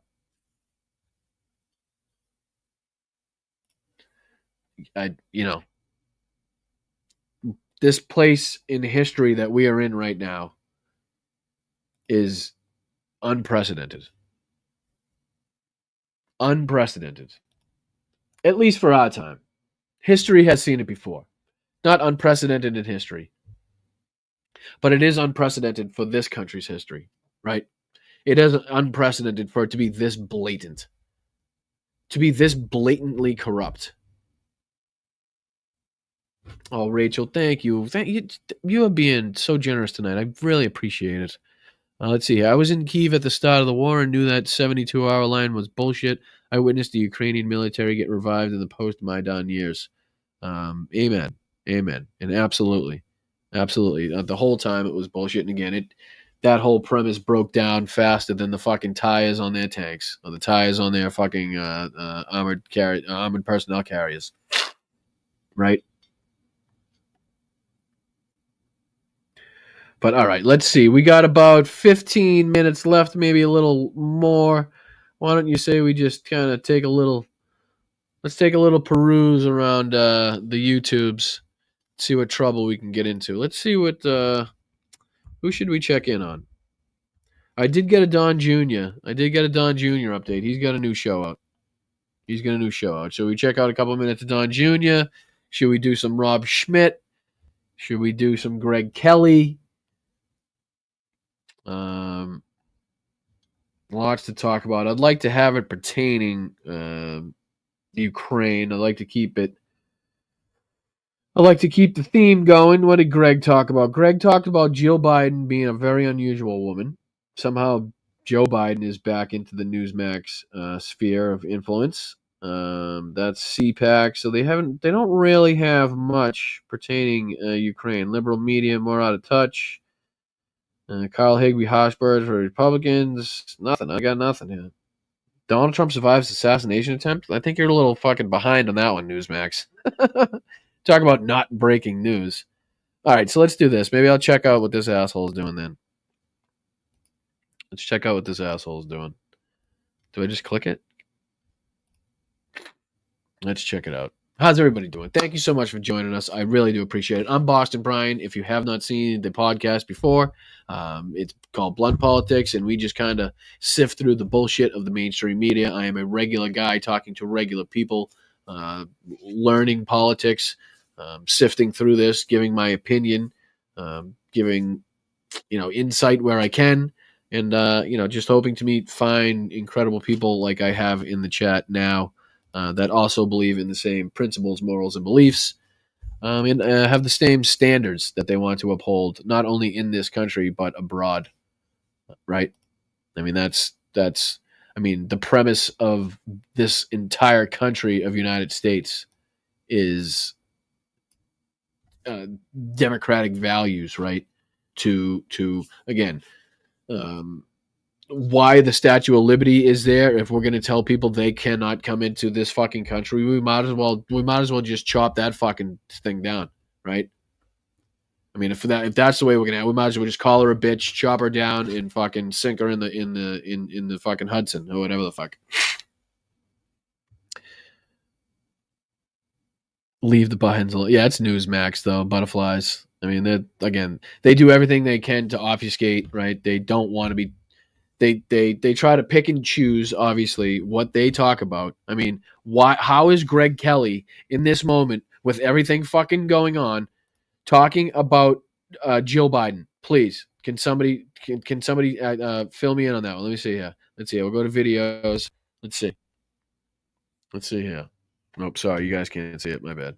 Let me do this then. Let's see here. So you got Byron Donalds. Senator Kennedy's not happy. They're talking about Biden again. Let's see. Carl Higbee, Hochberg for Republicans. I guarantee they're not Hosh. Hosh is really carrying some fucking serious weight in that. Ted Cruz talking about some bullshit. Fucking Rick from Pawn Stars pawning something probably. Let's see. A mineral deal gives Ukraine away. That seems so uninteresting to watch, so I'm not going to click on it. I don't see Greg Kelly anywhere. Oh, here he is. James Comey is getting what he deserves. Like, you can see how they're trying to talk about just, like, the most ridiculous shit other than the main news of what's going on. It's crazy. All right, back to this asshole. Share this instead. The Dream Team, right? Donald Trump Jr. is going to talk to us about the FBI Dream Team plus taking your questions, guys. Well, welcome back to the show, guys. We got a serious show for you today. It's going to be huge. It's going to be a huge show for you today. All right, here we go. Oh, sorry. We're going to get through 47 fucking commercials. The non-lethal self-defense platform. Lightweight and simple to use. It uses an easy to... Here we go. As a nation, there we go. Americans aren't prepared. The sad truth is we can't rely... Shut the fuck up. All right, no way I'm sitting through 5 minutes of this bullshit. So let me skip to the beginning. Here we go. Hi, guys. Welcome to the channel. We got a huge program today. What's going on, guys? Hope everyone's doing well. Not sure where we're going right now because I don't see anything up on the screen. Hey, fucking tech problems all around, buddy. Tech problems all around. Join the club. Didn't even get a guys. He's so flustered, he didn't even say guys. That you know he's flustered when that happens. Get the team to fix that. Just popped into the chair here. But welcome. This isn't awkward at all. I'm just going to play with this mic because I can't see shit. Don't know if you're hearing me or seeing me. And I thought this only happened to Boston Brian. But apparently you can, be rich and still not know what you're doing, I guess. Guys. Fucking this guy's an asshole. Welcome to another huge episode of Triggered. I hope you guys all had an incredible... What? Nobody talks weirder than Don Jr. weekend. Except for maybe, hold on. Let's see if I can get it out here.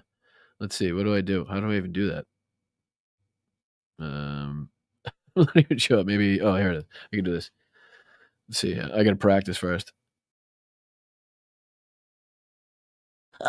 Robert F. Kennedy here, sir, and I just want to say that maybe I talk a little funnier than Don Jr. does. I mean, I've done heroin. I know he does the cocaine, but I mean, I think if we put our voices together, it would really, people would vote for my voice being a little more distinct than his.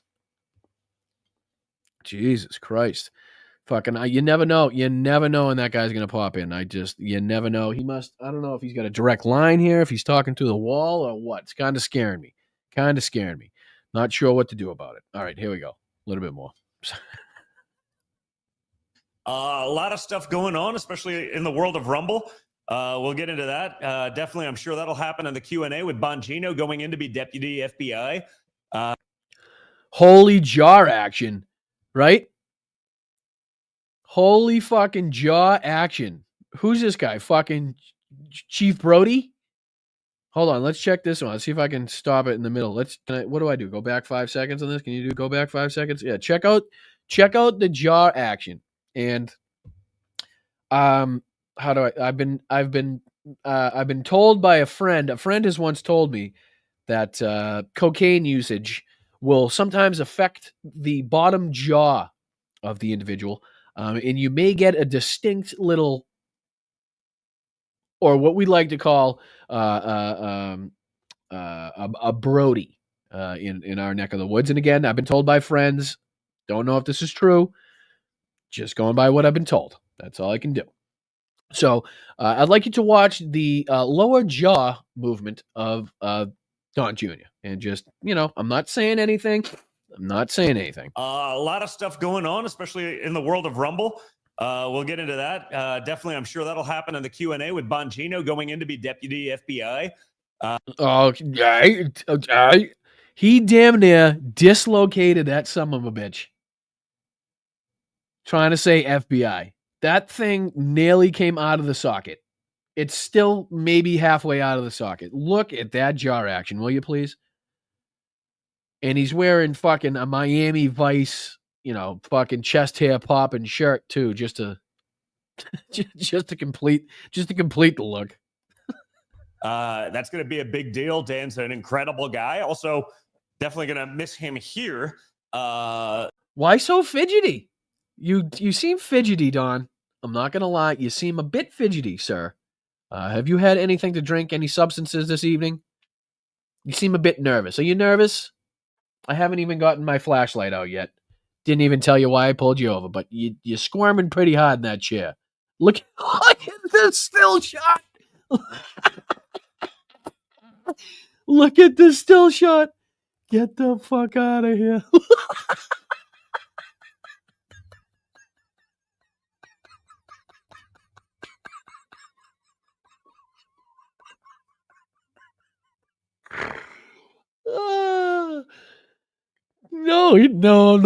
No drugs. I promise. I done no drugs.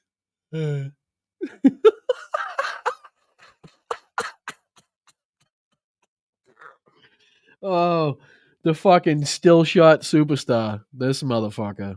Oh man, I should have played this before. He's funny. All right, here we go. Love what he's able to do in terms of shape. His mic is his mic muted. He's muted. What a fucking asshole. This is fucking gold. Let's see how long it takes to notice. Let's see how long it takes for him to notice, or his fucking producers to notice that he's muted. Yeah, no sound, you dickhead.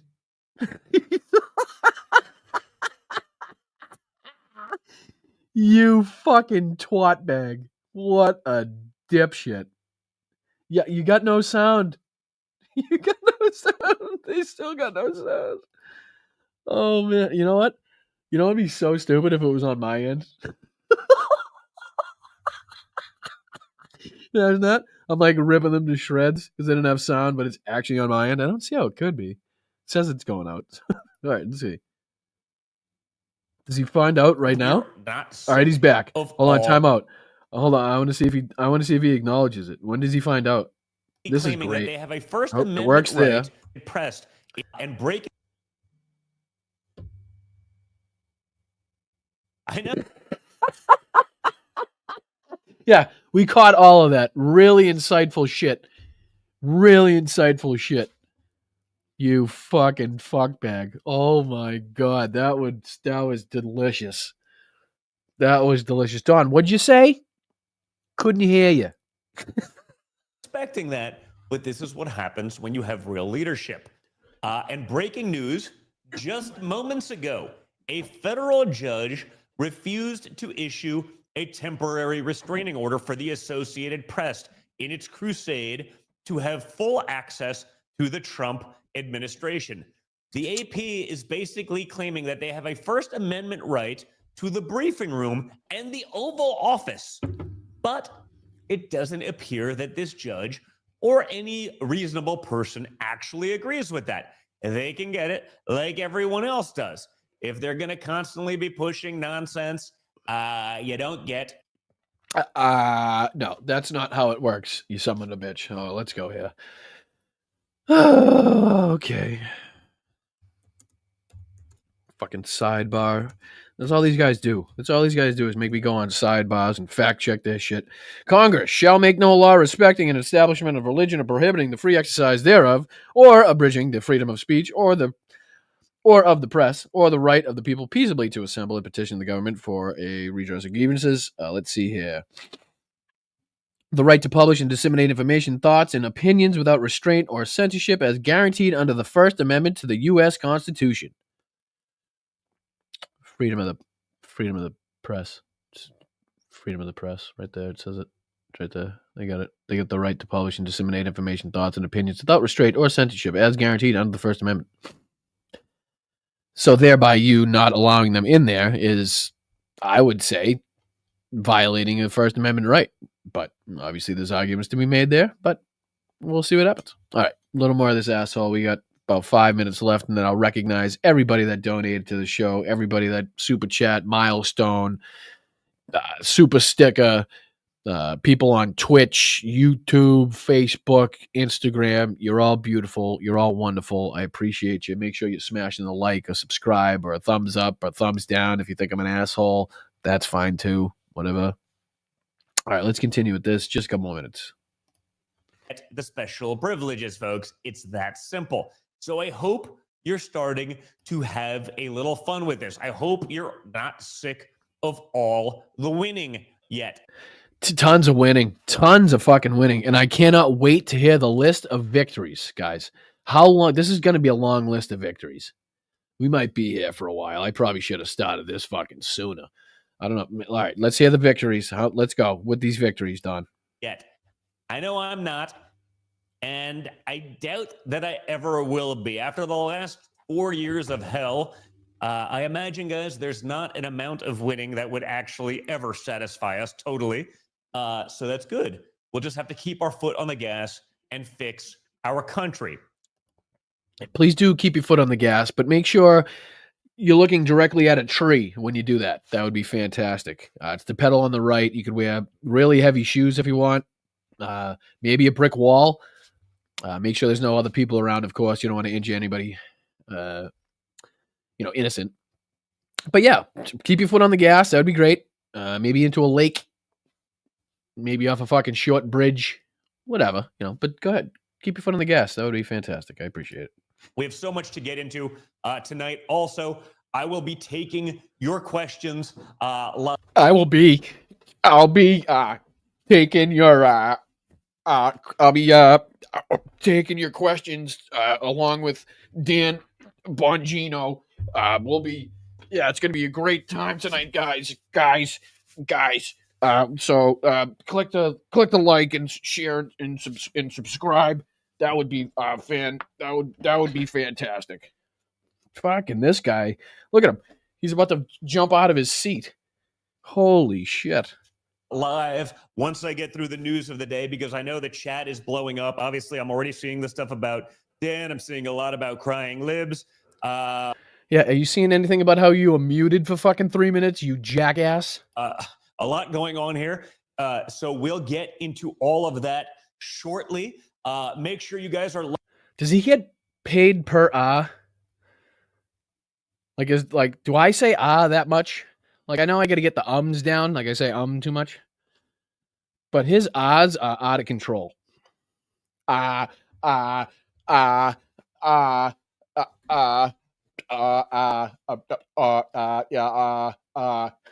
fucking every other thing he says. For liking, sharing, subscribing. It's how we get the word out. We need you guys to be a part of it. So don't sit that part out. Get in the game. Remember, you can get triggered on Spotify. You can get it on Apple Podcasts. If you miss, I'm so confused. I thought the point was to trigger us. Why do you want your people that watch that to get triggered? Why'd you name it Triggered? Like, are you triggered? I'm confused. Just want to throw that out there. I don't know. Seems like you're triggered, not us.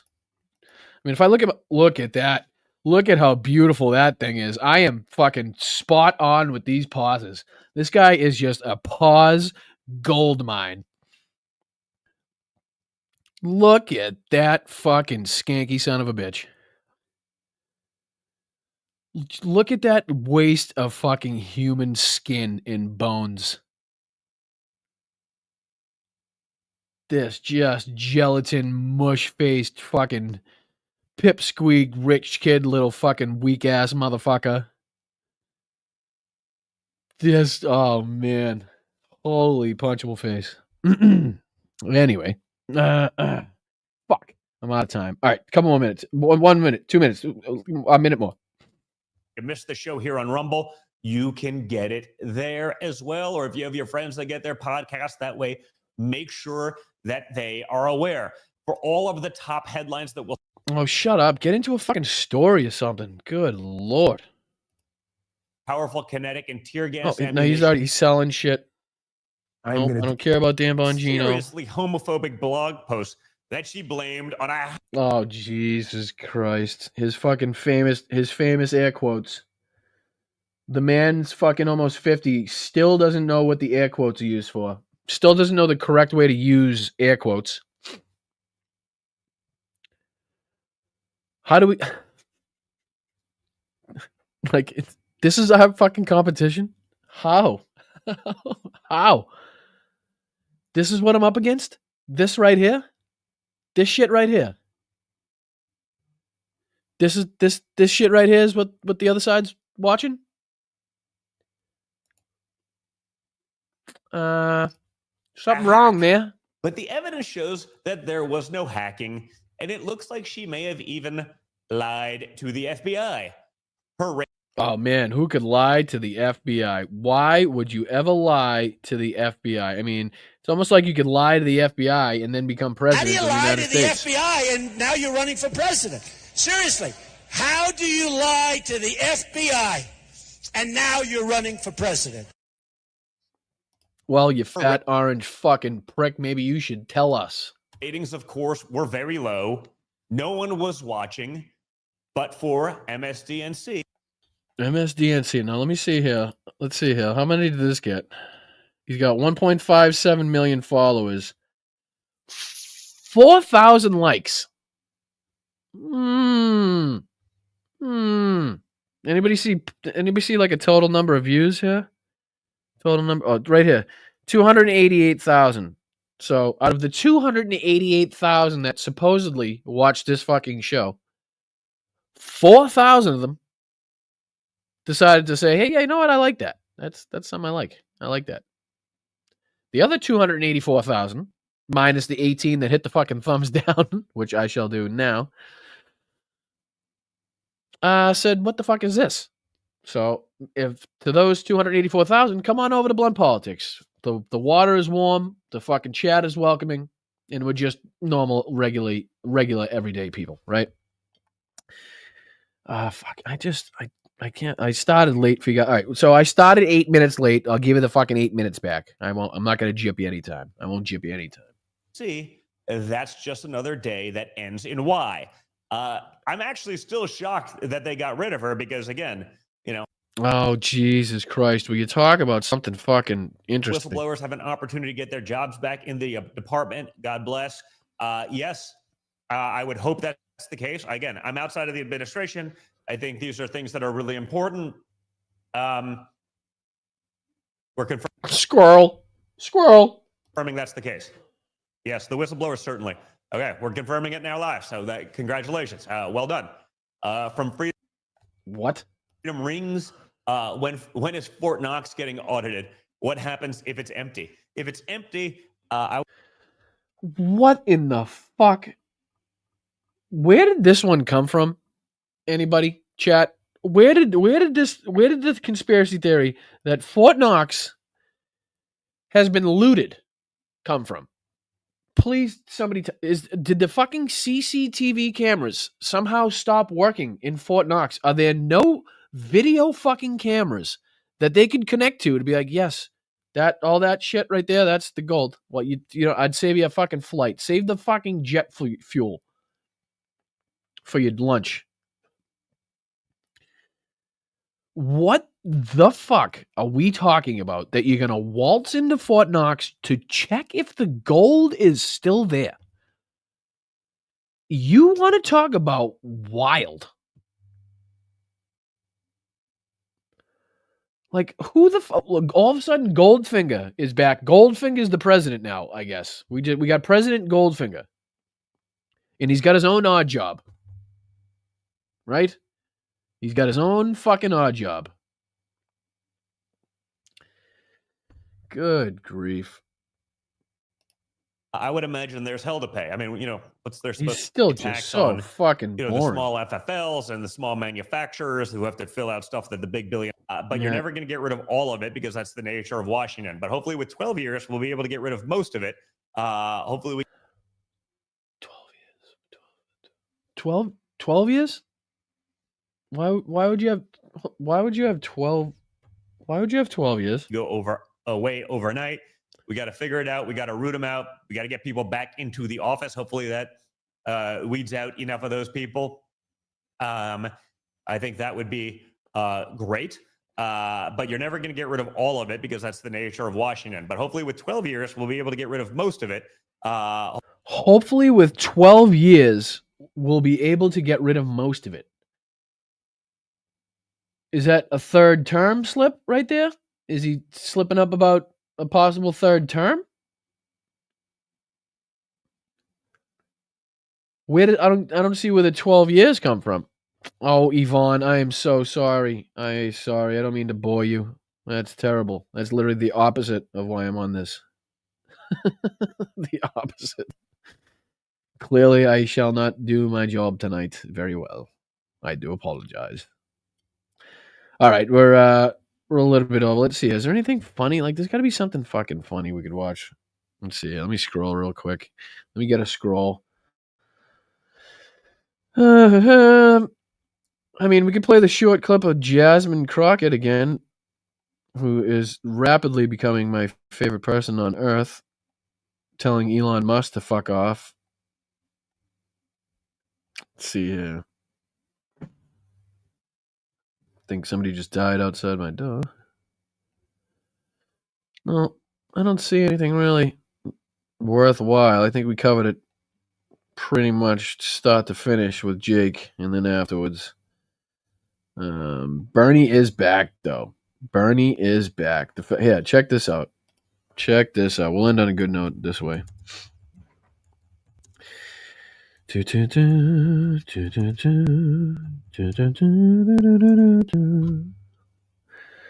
see, images. Here we go. Share this tab instead. Look at the crowds here for Burn Dog. Look at Big Bernie. Look at fucking Big Bernie up there. Gangsta. Fucking gangsta. See, is this one the other day? Uploaded February 23, 2025. Let's take a look. Let's take a look then. Let's take a gander. Let's take a fucking gander. Why don't we? We will do everything in our power to get the oligarchs out of this administration. I'm telling you now, we can and we will help the American worker more than you ever know.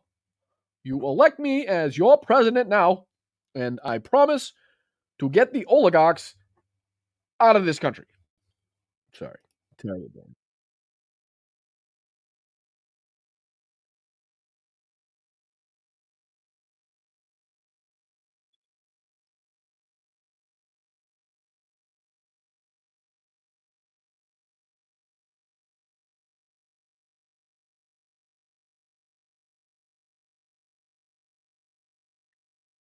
I mean, we're talking about fucking Omaha, right? I mean, this is fucking Omaha. Let's see if are there any there's got to be like some better video of that, right? Let me see. Bernie Sanders videos, crowd packs, Bernie Sanders fight. That's from Massive Crowds. Check out the Rational National. I like his stuff.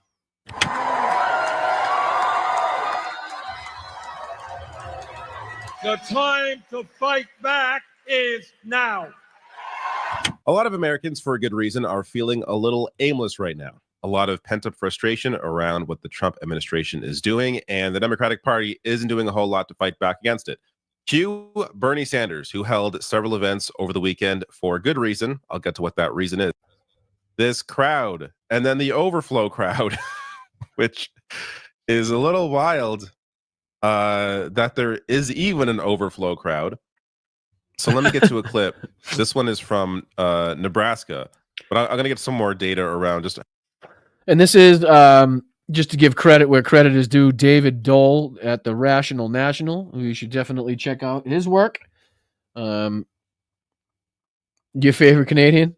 Yeah, there's a few good Canadians up there. Lance is Canadian too. I think, right? Lance from the Serfs.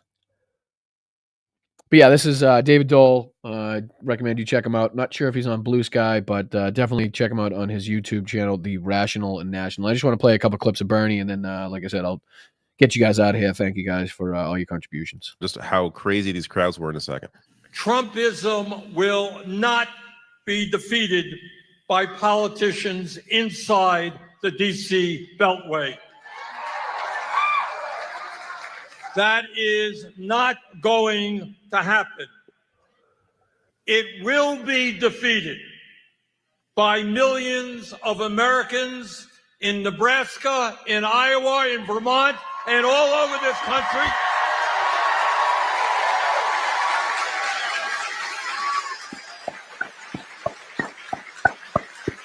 Who come together at the grassroots level like we are doing tonight in a movement which says no to oligarchy,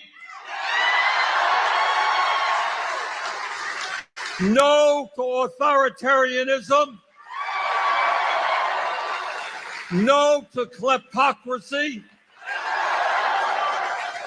no to massive cuts in programs that the working class desperately needs,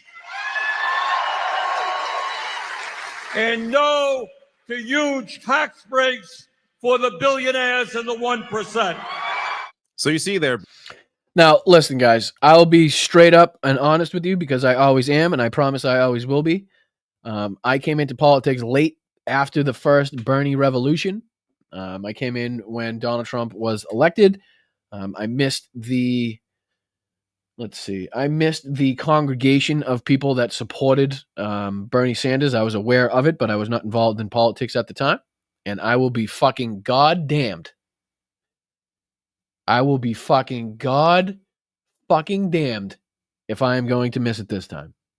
If it's an 83-year-old Bernie Sanders that decides to take the fucking reins of the Democratic Party,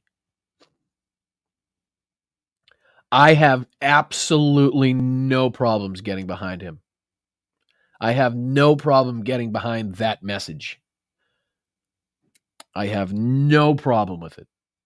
Do I wish he was younger? Absolutely. Do I have questions if the campaigning and the stress of the job would take its toll after we know Bernie already had a heart attack during his first run? But fuck, we're asking for the younger generation. We're asking for the younger people to step up, and we've seen Jasmine Crockett. We've seen glimpses of AOC stepping up. We've seen what's his name, JB Pritzker, stepping up a little bit. Yep, AOC visited Bernie in the hospital when he had his heart attack. That's when she, I believe, endorsed him for president, which really gave him a boost. Let people know that he was still in the fight. Again, I was on the peripherals of all of this, and like I said, I'll be damned if that fucking happens again. And if that's the message and the man that I have to get behind, I'm glad it's going to be somebody that talks like I do, at least, right? But I'm waiting for the younger people. I'm waiting for somebody to grab the reins, right? Now, we've been talking about we need younger, but it seems like Bernie still has the touch. Seems like Bernie still has the support. And we have to take what we can get and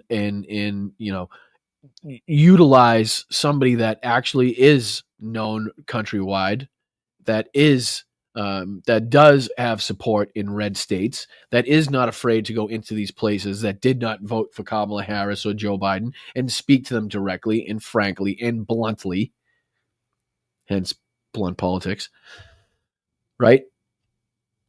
I'm here. I'm there. I'm fucking wherever. Wherever you need me, send me. Right? You need brown shirts to fight brown shirts? Give me a fucking shirt.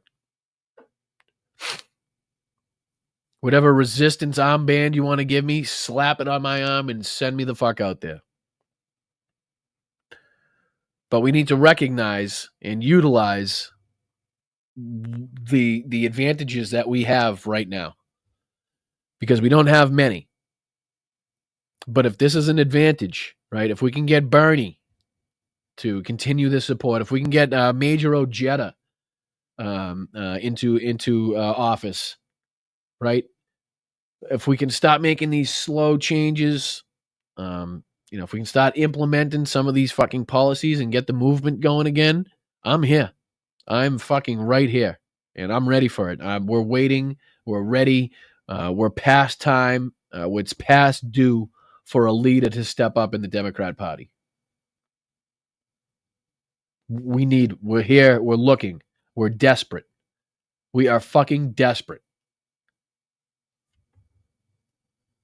And if it's going to be Bernie and people like Major Ojeda and AOC and Jasmine Crockett and Maxwell Frost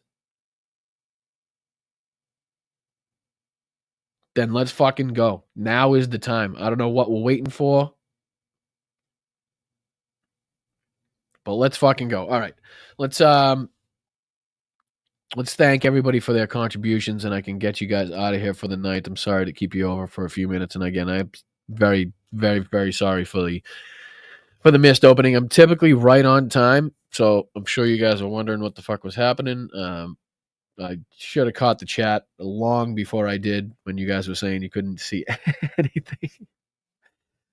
One of these days I'll do a stream that's okay from start to finish, I promise. All right, let's get into who donated, who gifted to the channel, who reached a milestone. Just Julie is first on the list. Thank you for the wowza. Thank you for the 6 months. Thank you for being here. Really, really appreciate it. Keep up the fight, Julie. I really do appreciate it. Yakov, back in the house. What's up? Gifting 1 membership. You saint, you. Moms Russo back in the house. I hope you're feeling well. Evening Bryantologist and Lobsters. Evening Brian, right back at you, moms. Been missing your face in the Zooms. We'll get you there. Let's see. I hope you're doing well, moms. Hope you're doing well. Hey, Brian, it's Mike, also known as Radical Me on Blue Sky. Well, Mike, I shall, as we speak, do that right now, just so you don't think I'm a liar, right? I don't want to think anybody thinks I'm a liar. Brian, it's Radical Me. Radical Me. Is that one word? Radical Me? Mike, Radical Me? I don't see it. Oh, I do see it. Followed. Done. Appreciate you, Mike. Thank you for the contribution to the channel. Thank you for being here. Thank you for watching. And hopefully thank you for supporting Ukraine and democratic values that, us in the United States are typically supposed to uphold. Rosana, thank you so much for the $10 super sticker. You guys are just absolute saints. Every single one of you. I appreciate you. Thank you so much. I hope you have a wonderful night. Let's see here. Sheldon gifting a sub because he's a saint. Petrazi's over here being here for 8 months. Let's fucking go. Another milestone. Let's fucking go. I appreciate you guys. I really do. It fires me up. It really fires me up. Thanks for having Jake on tonight. Great guest. Well, Sheldon, you're absolutely welcome. I've reached out to, I think, everybody. I've emailed a lot of people trying to get as many faces and different positions on the channel. I know as of now we've had only people we've only had allies on the show, right?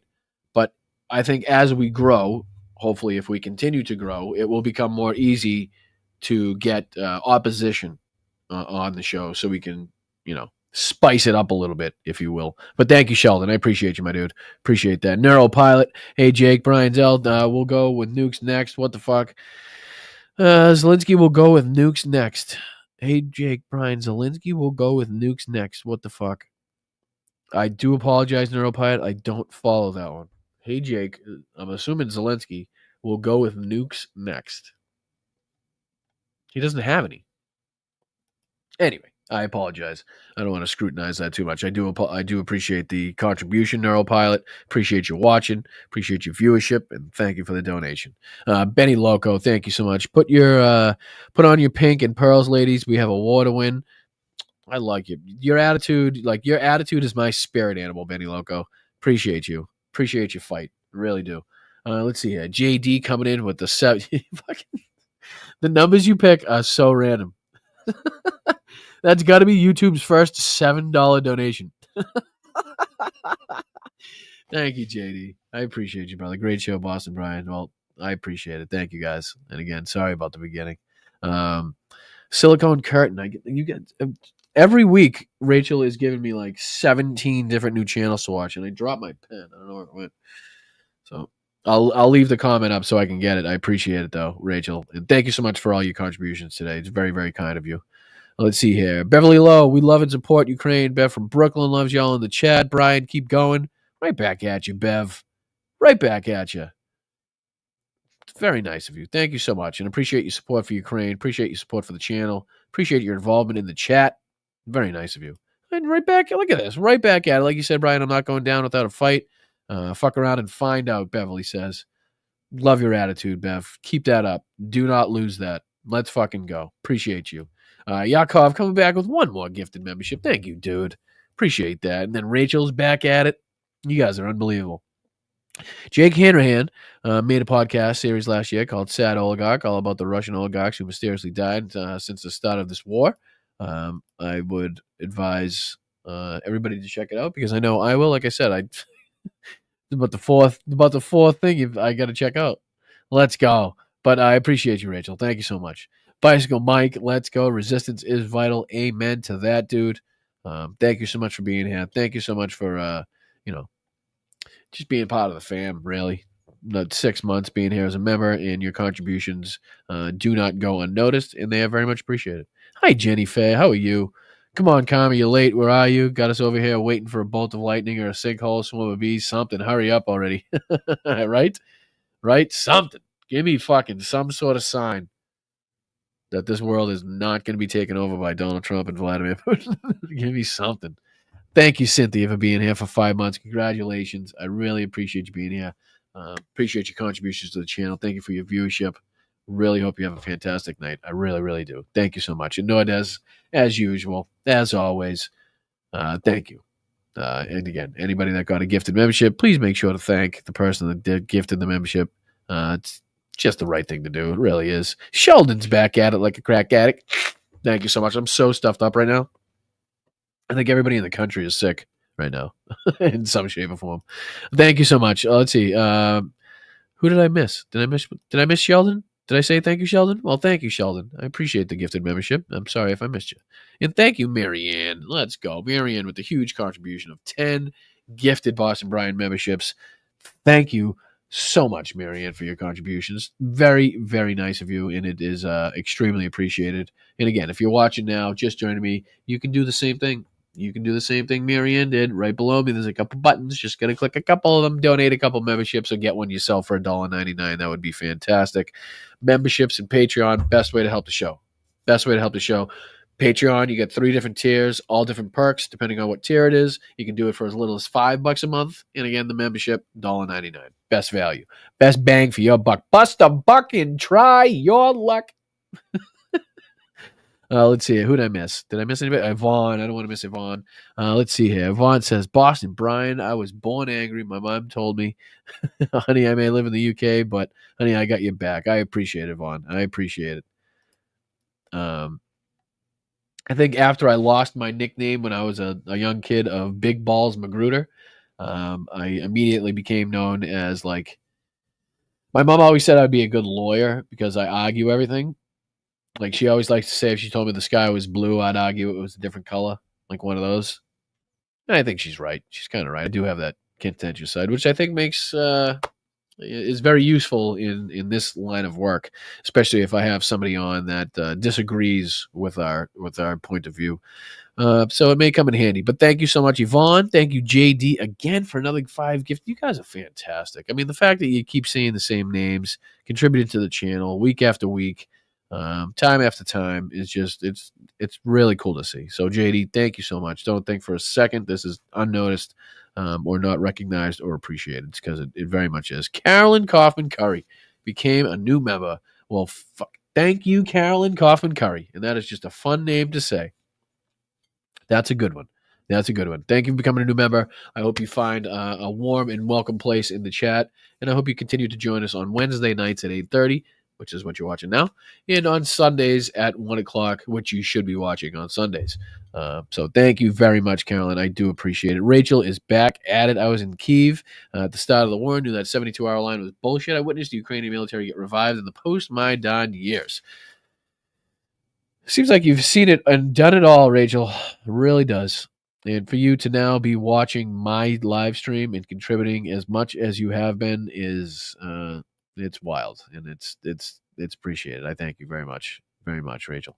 Martha is becoming a new member. 1 month, let's go. Slava Ukraina, fighting for democracy. And Martha, it is recognized. We see you fighting, and we thank you. Thank you for being here. Thank you for being one of the Bryantologists, the lobsters, a part of the chat, a part of the movement. It really is important to everybody here. And make sure you click on the like button, please, on the way out. That would be fantastic. And then about 5 minutes after the video is posted, if you could slide back in, throw a comment on the video, share it out after, right? That would be fantastic. Post it on Blue Sky, tag me in it, right? Let's do all the good stuff that the real creators, right? the people that do this full time know how to say and know how to do.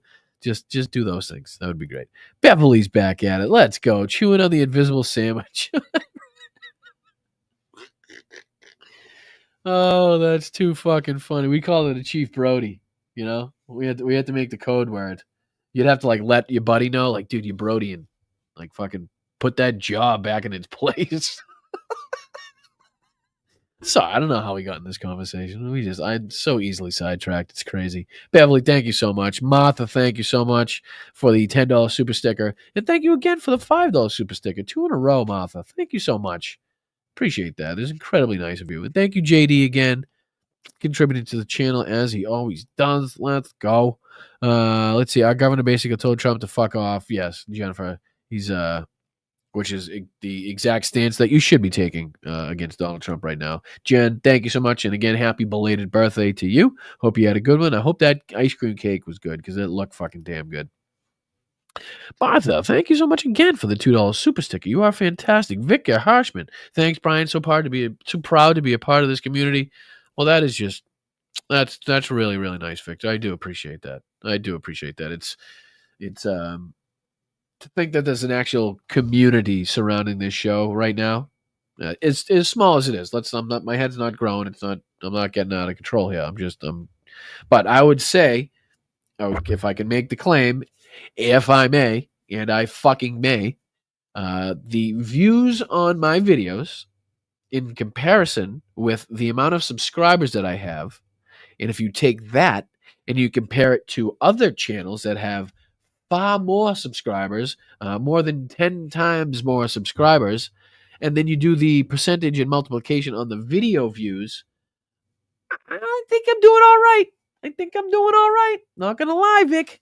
Not gonna lie. I think I'm doing all right. And it's all because of you guys, the Lobsters, the Bryantologists, and you guys that support the channel. So thank you so much, Victor. Hope you have a wonderful rest of the night. And it's because of people like Benny Loco, who are the fucking resistance in this fucking country, who are the people stepping up. So thank you, Benny Loco. Appreciate you. Thank you, Beverly, again. They called you Hollywood in high school.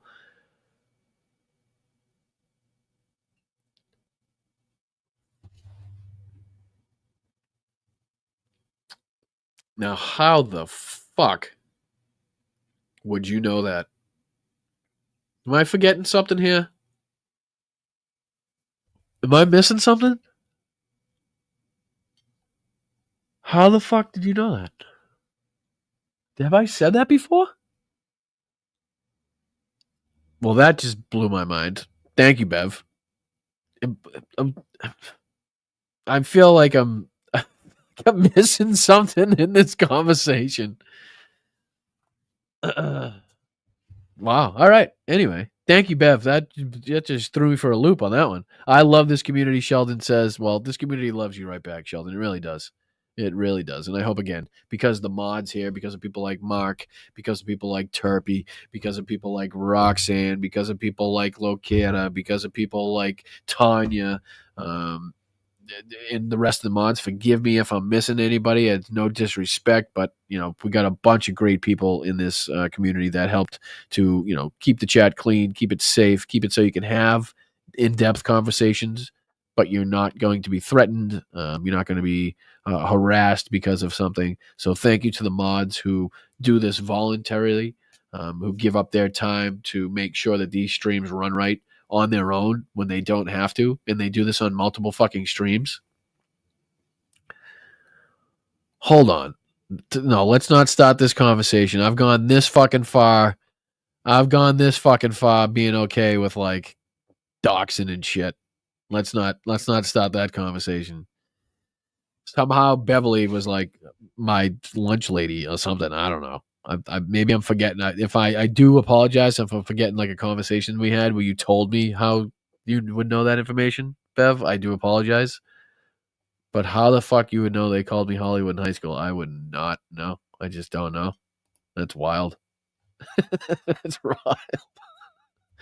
Like, is that my sister's like burner account or something? Is that you, Cal? No, Tim? Is that you? Mom? Dad? Anybody? One of you guys? All right, I'll let you guys go. I appreciate you all very much. Like I said, the support in the community that's being built here is, I think, one of a kind, really. I don't know too many live streams that you can go to where you get the action or the rhetoric or the commentary that you get here. Brockton was also great at track and field. What is going on right now? No, wrong shore. Opposite shore. But why are we getting so close? I don't like that we're getting close here. What are we doing? Raid Carbon? All right, let me go to Twitch. Let me see if I can actually be a fucking real streamer. Right? Let me be a fucking real streamer for once. See if I can work this. Let me see if I can work this. Is there like I don't know what the fuck I'm doing on Twitch. I really don't. It's like a new world for me. What do I click? Anything? Hello? I'm going to try this. I'm going to try this.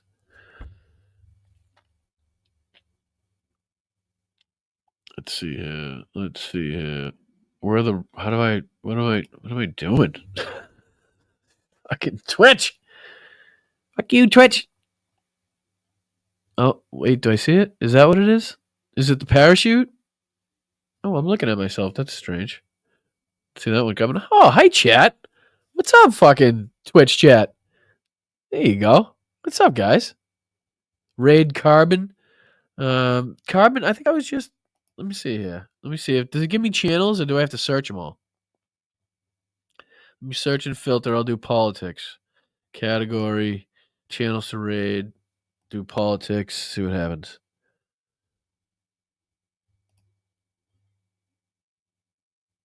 Anybody? Anything?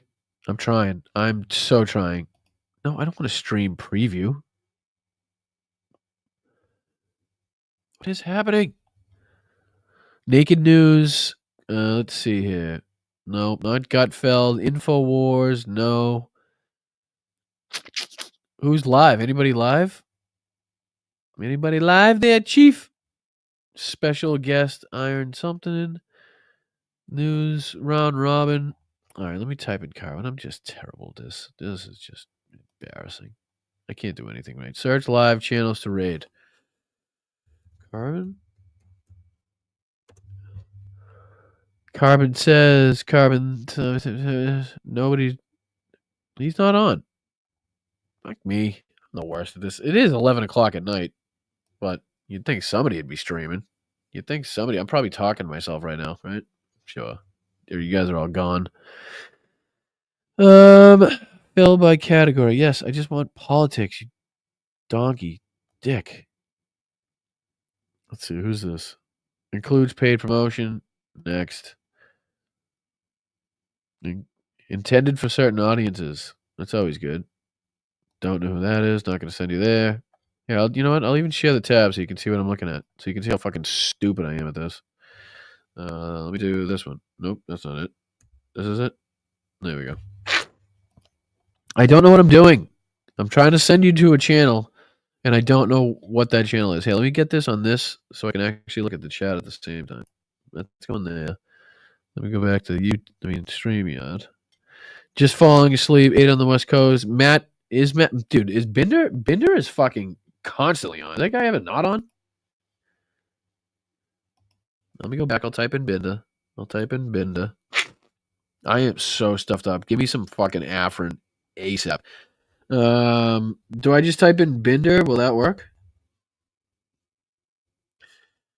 Bindley, Bodycut, Chaos, Follow Boy, News reply. He's not on either. Well, I tried. Who's this comment bagel? Good lord, why is it so difficult? All I want to do is raid somebody. I don't even know if I've ever done it. I'm a fucking moron. Oh, there he is. I see it.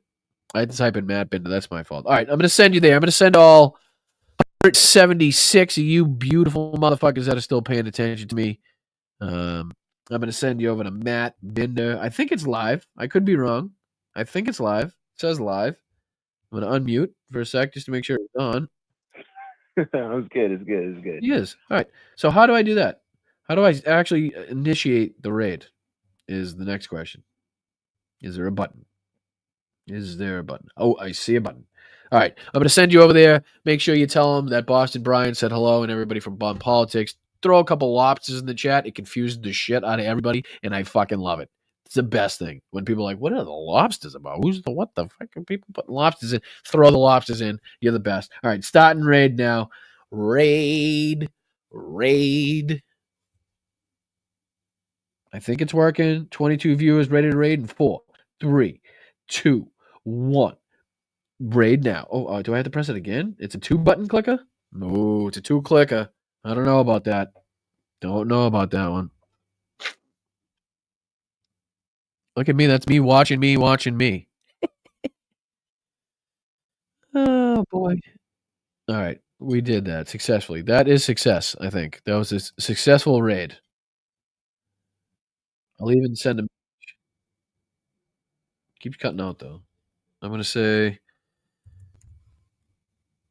I don't know what I'm going to say, actually. What's up, Matt? Maybe? What's up, Matt? All right, I'm in. I am in. Oh, look at Triplia. There you are. What's up? Thank you so much for throwing that in there. Make sure everybody knows you came from Blunt Politics. That would be fantastic. Thank you guys so much. All right, I'll let you go. Have a great night. I really do appreciate you guys. Get some rest. We got a long fight ahead of us, and it's not going to be easy. Again, unprecedented times sometimes necessitate unprecedented action, right? We're going to have to get out of our fucking comfort zone. We are not going to be able to just live inside this bubble of YouTube or fucking Blue Sky or whatever the fuck and think that we're going to enact change. Desperate measures call for desperate action. And we are in a desperate fucking moment right now. The world needs to see and hear that the American people do not support Donald Trump's ass-kissing, taint-licking, boot-fucking-sucking companionship with Vladimir Putin in the economic deals that they're trying to put in place. Thank you, Lanzetta. Yeah, you guys take care. I'm just signing off. I'm ranting. But I'll let you guys go. You guys know where I stand. You know how I feel. I will see you guys Sunday at 1 o'clock. Please be there. Be square. Click the bell, too. Make sure you guys click the bell. If you're clicking the bell, it'll tell you when I'm live. You don't even have to wait or worry about what time it is. It'll send you a notification, hopefully, if it works. And that'll be fantastic. But I'll talk to you later. I'll see you Sunday. I appreciate it. Make sure you're having fun. Make sure you're taking care of yourself. But make sure you're kicking some fucking ass.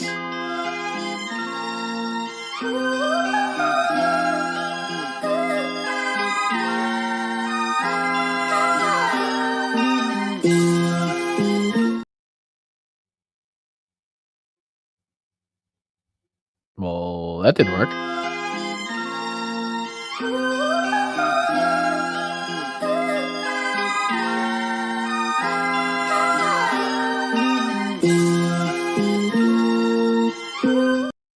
I mean, on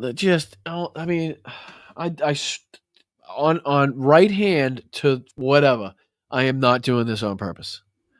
Why that's going to stop 20 seconds into the song, I do not fucking know. I just don't know. I'm going to try it one more time. If not, I'm out with no exit. That's it. So, again, I'm Boston Brian. This is Blunt Politics. Hit the like button. Subscribe to the channel. Fight for democracy. Fuck Donald Trump. Right? Let's fucking win this. Let's go home.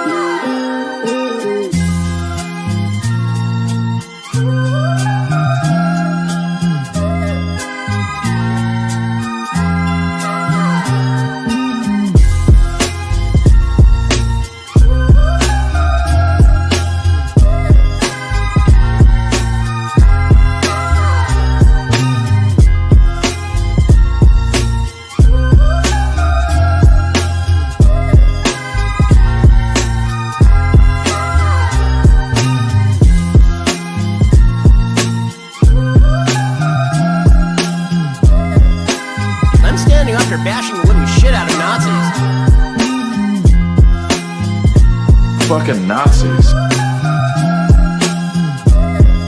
Like we always do about this time.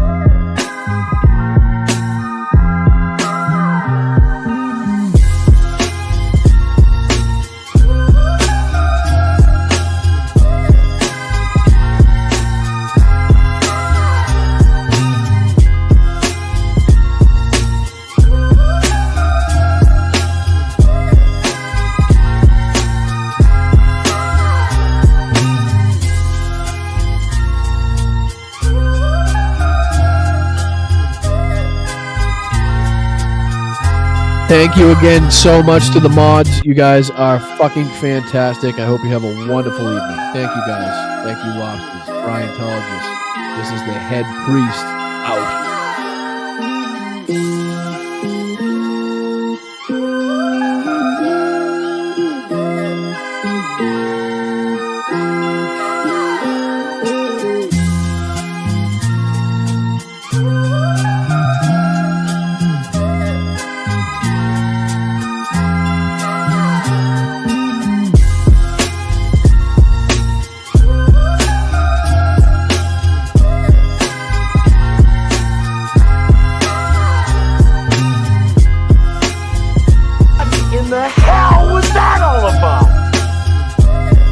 You'll have a group of Venezuelan killers, street gangs, occupying the town with MK-47s. I know that gun very well. I got to know it. Eating the dogs, the people that came in, they're eating the cats, they're eating the pets of the people that live there.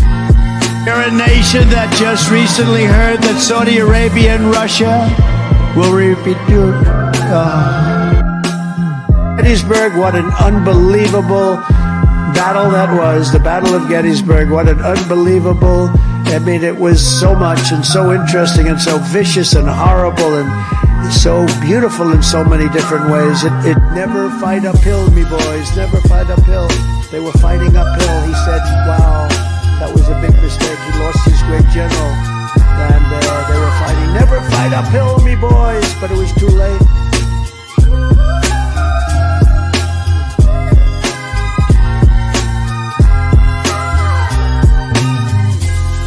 Welcome to our country from the Congo. Where do you live in the Congo? We live in prison. Oh. The population in Thailand is 63 million people. It is twice the size of Wyoming. Its chief exports are textiles, footwear, and rice. Each year, approximately 13,000 people are killed in car accidents in Thailand. It feels so lovely to be here tonight. What a beautiful... I'll give yourself some applause. You're so lovely. Everyone's so lovely. The water coming here is dead.